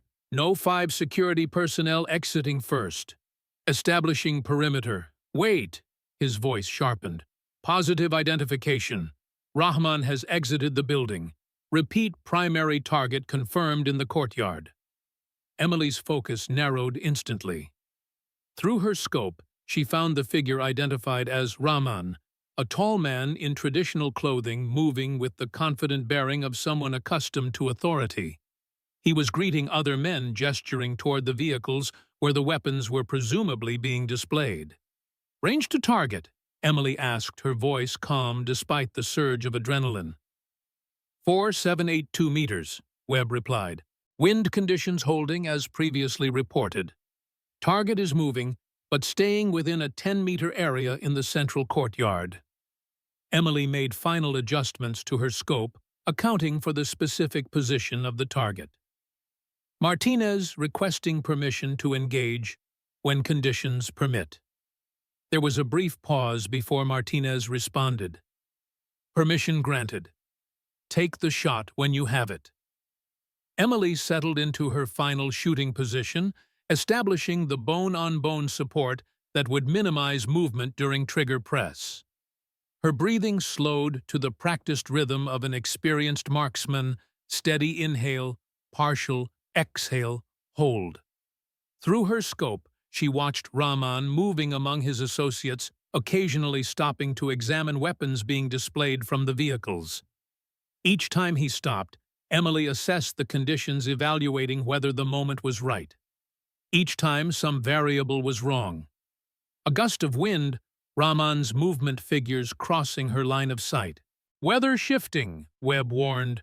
Barometric pressure dropping slightly. Potential weather front moving in from the west.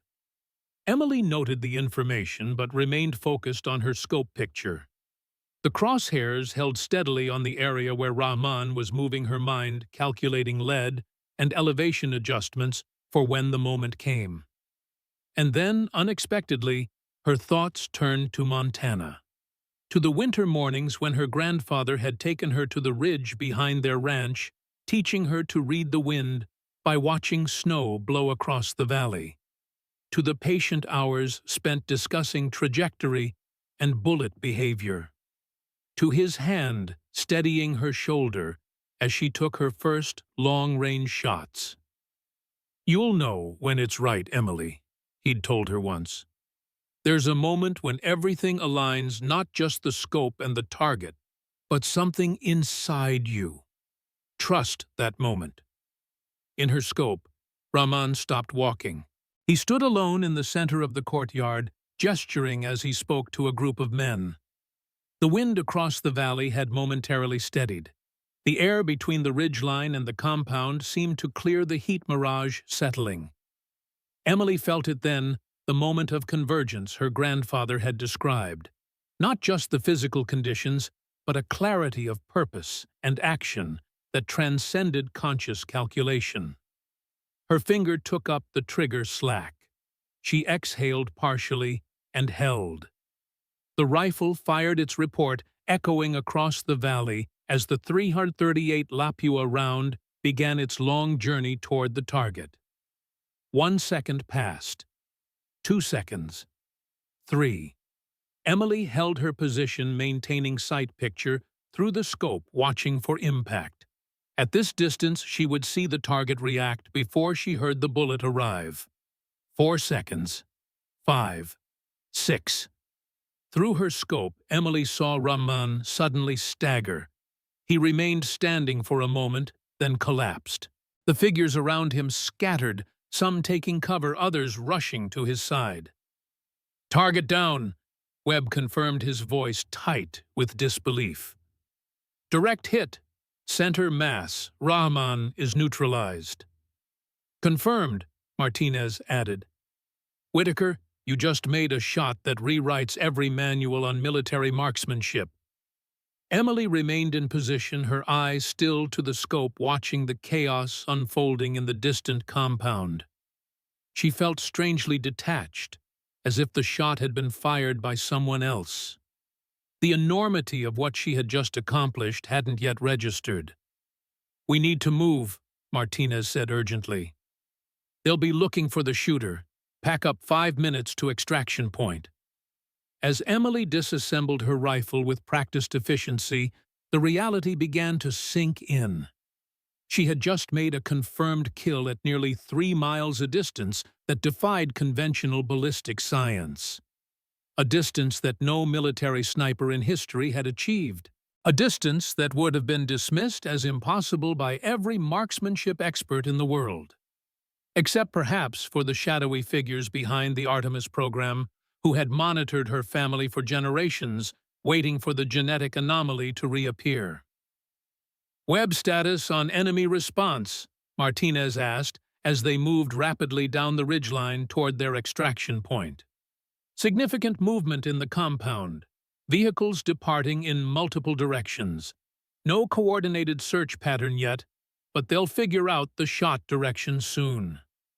They descended the steep terrain quickly, using controlled slides where possible to make up time.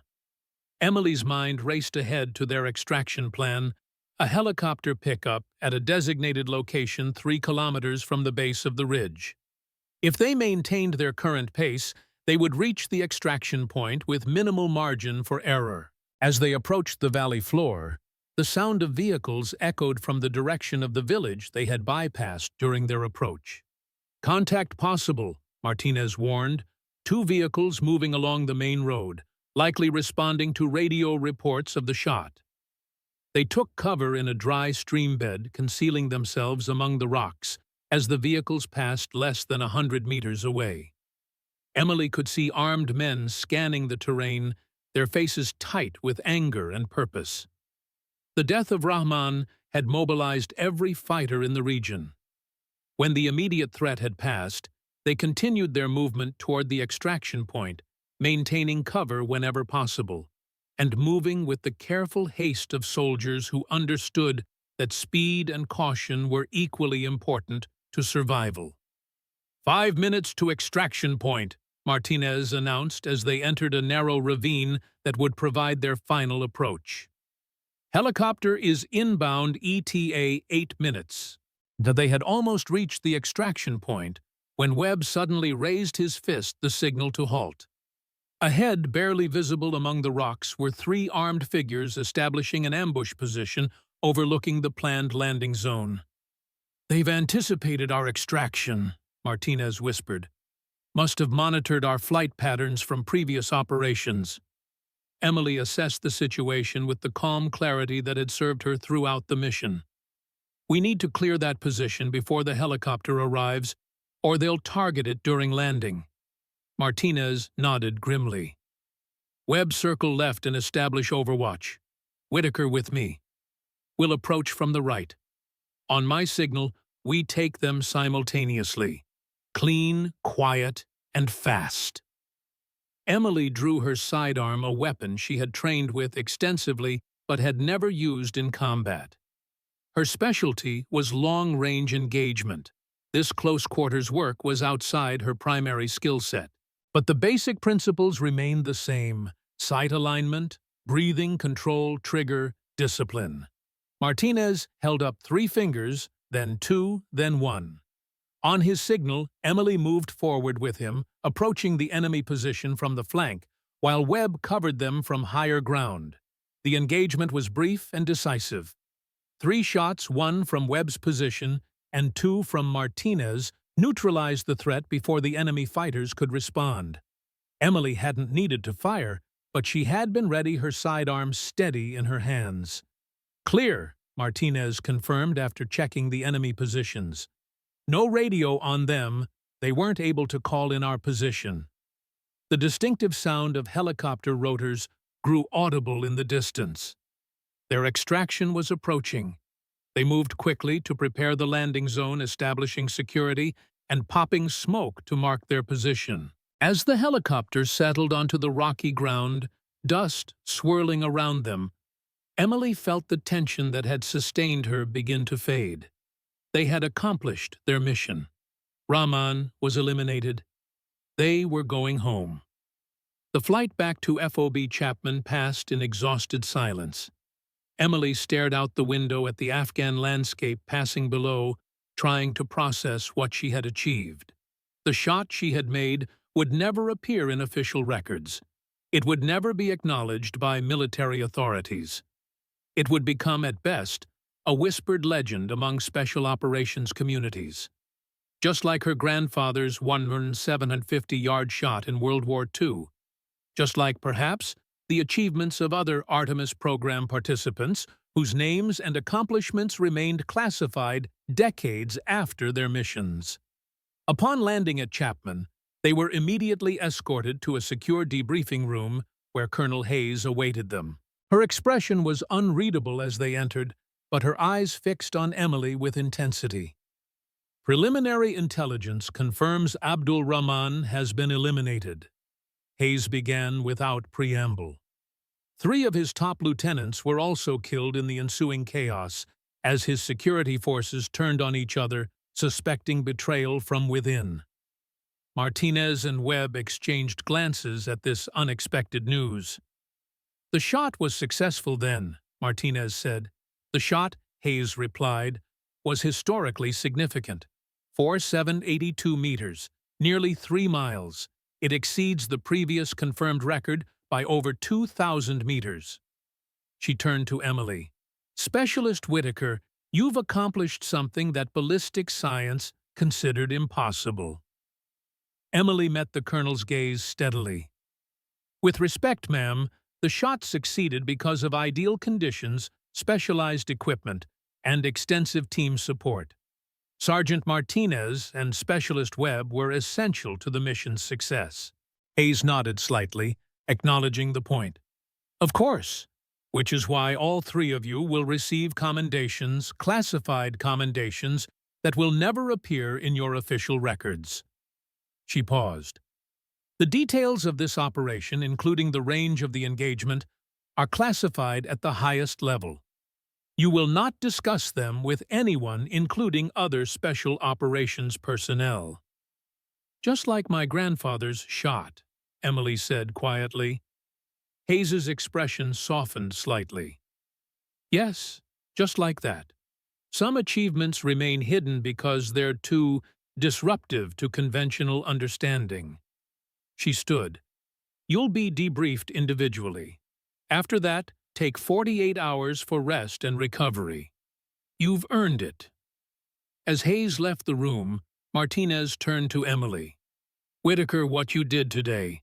I've been in the military for 15 years, and I've never seen anything like it. Whatever's in your DNA, whatever's in your training, it's something special." "Well, it's not just DNA," Emily replied, thinking of the years spent with her grandfather learning to read wind and calculate trajectories. It's everything that came before, everything that made me who I am. Webb nodded. I believe that, but I also believe I just witnessed something I'll never see again in my lifetime. 3 miles Whitaker. 3 miles. The individual debriefings were exhaustive, with intelligence officers asking detailed questions about every aspect of the mission. Emily described the shot in technical terms: wind conditions, elevation adjustments, hold calculations. But she couldn't fully explain the moment of convergence, the intuitive certainty that had guided her trigger press. Some things transcended technical language. After the debriefing, Emily found a quiet corner of the base where she could call her family. Hearing her parents' voices brought a rush of emotion she hadn't expected. The distance between Montana and Afghanistan suddenly felt immense, not just in miles, but in experience. "You sound different, Emily," her mother observed. "Are you okay?" "I'm fine, Mom. Just tired. It's been a long week." "The ranch is doing better," her father reported. "The bank restructured our loan as promised. Danny's been helping with repairs to the north fence line. Things are looking up." Emily smiled, picturing the familiar scenes of ranch life, her father on the tractor, her mother in the garden, Danny working the fence lines. The world she had left behind seemed both precious and somehow distant, as if belonging to another lifetime. "I miss you all," she said simply. "We miss you too, sweetheart," her mother replied. "Come home safe to us." After the call, Emily walked to the edge of the base, where the perimeter fence afforded a view of the surrounding mountains. The afternoon sun cast long shadows across the valley, painting the landscape in gold and deep purple. Afghanistan could be hauntingly beautiful, despite the violence that scarred its history. She took her grandfather's compass from her pocket, feeling its weight in her palm. The inscription caught the sunlight. "True aim comes from the heart, not just the eye." "I understand now, Grandpa," she whispered. "I finally understand." 6 months later, Emily Whitaker returned to Montana on leave, carrying experiences that had transformed her from a ranch girl with exceptional shooting skills into one of the most accomplished military marksmen in American history. Her record-breaking shot had been confirmed and documented in classified files, establishing new standards for long-range precision engagement that would influence special operations planning for decades to come. Standing on the familiar hills of her family's ranch, Emily reflected on the journey that had brought her from hunting prairie dogs to eliminating high-value targets in Afghanistan. The skills remained fundamentally the same, but their application had evolved far beyond anything she'd imagined. "You've changed," observed Sarah Jenkins, her childhood friend who was now studying engineering at the University of Montana. "Not in bad ways, but you carry yourself differently." "I've learned things about myself I never knew existed," Emily replied, watching the Montana sunset paint the mountains in familiar colors. "Good things and challenging things." Her grandfather's Winchester 270 hung in its familiar place in the gun cabinet, waiting for her return to civilian hunting. But Emily knew that military service had given her purposes and capabilities that extended far beyond personal fulfillment. Webb and Martinez had both been promoted and assigned to specialized training programs where they would develop other soldiers with exceptional marksmanship potential. Emily's own future remained unwritten, with opportunities ranging from advanced military education to special operations assignments that would utilize her unique capabilities. "What's next for you?" Danny asked during a family dinner that felt both familiar and somehow different. "More training, more missions, more opportunities to serve," Emily replied, "but also more responsibility to use my skills for purposes that matter." Thomas Whitaker nodded approvingly. "Your grandfather always said that exceptional ability creates exceptional responsibility. Sounds like you understand that now." After dinner, Emily walked alone to the old storage shed, where she had first discovered her grandfather's secret history. The building looked smaller somehow, less mysterious than it had seemed before her deployment. She unlocked the padlock and stepped inside, breathing in the familiar musty scent of family history. The military footlocker remained where she had found it. Emily knelt beside it, running her fingers over the worn brass fittings. This time she wasn't searching for answers or revelations. She was honoring a legacy that had shaped her life in ways she was only beginning to understand. From her pocket, she took a small object, the silver pin with the bow and arrow over a crosshair symbol that she had found during her first exploration of the trunk. She placed it inside alongside her grandfather's journal and medals. One day, perhaps another Whitaker would discover these treasures and continue the family tradition of exceptional service. As Emily locked the shed behind her, she noticed an unfamiliar vehicle coming up the long driveway to the ranch house, a government sedan with tinted windows. She walked back to meet it, curious about this unexpected visitor. The car stopped, and an elderly man emerged with the careful movements of someone managing old injuries. He was perhaps in his 80s, his back straight, despite his age, his eyes sharp beneath bushy white eyebrows. He wore civilian clothes, but Emily immediately recognized the bearing of a career military officer.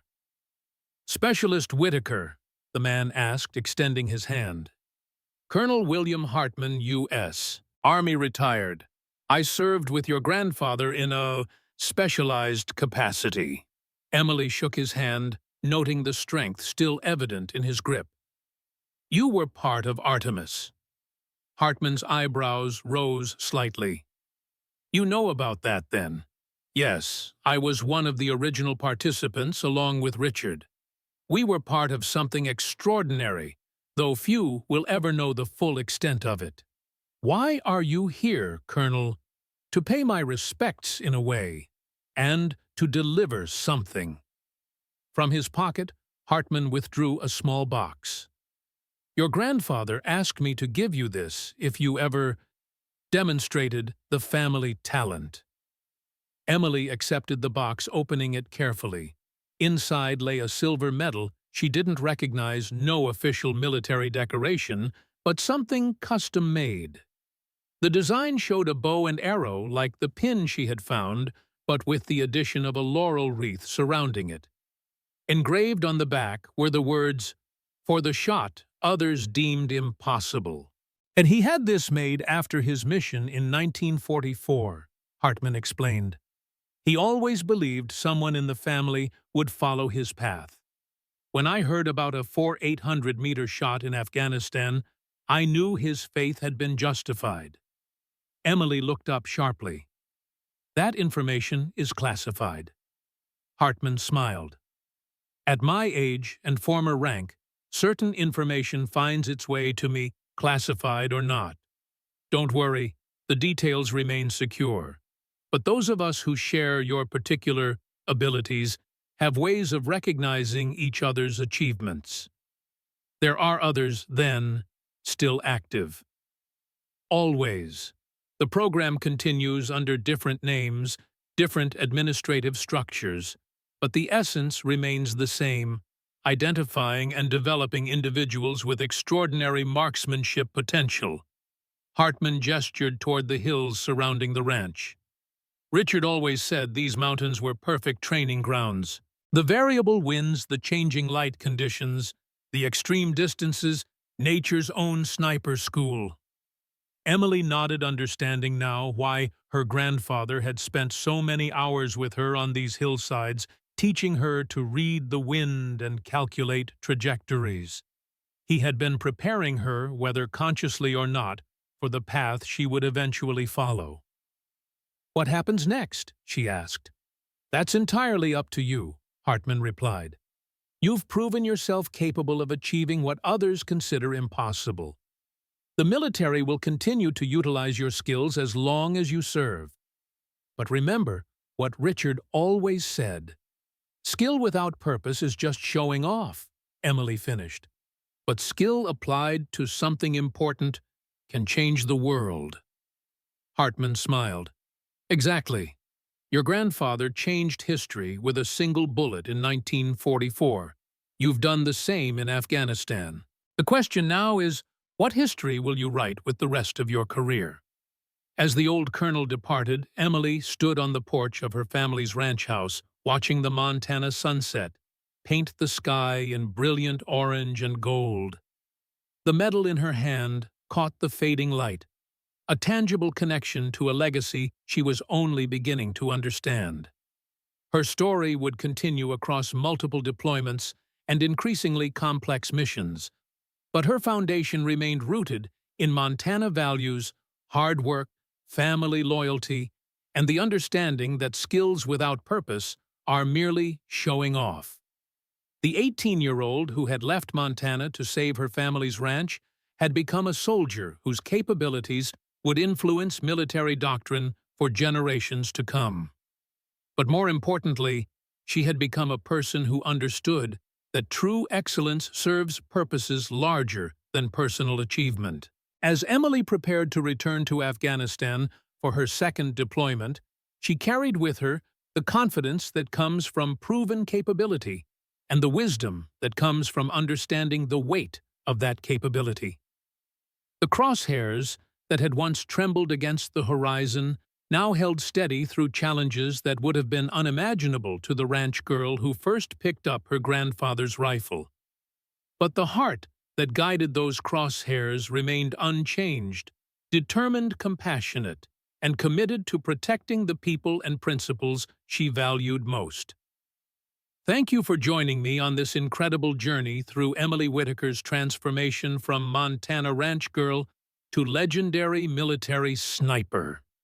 This story represents hours of research, writing, and careful crafting to bring you a complete novel-length narrative that explores themes of duty, sacrifice, and the extraordinary potential that lies within determined individuals.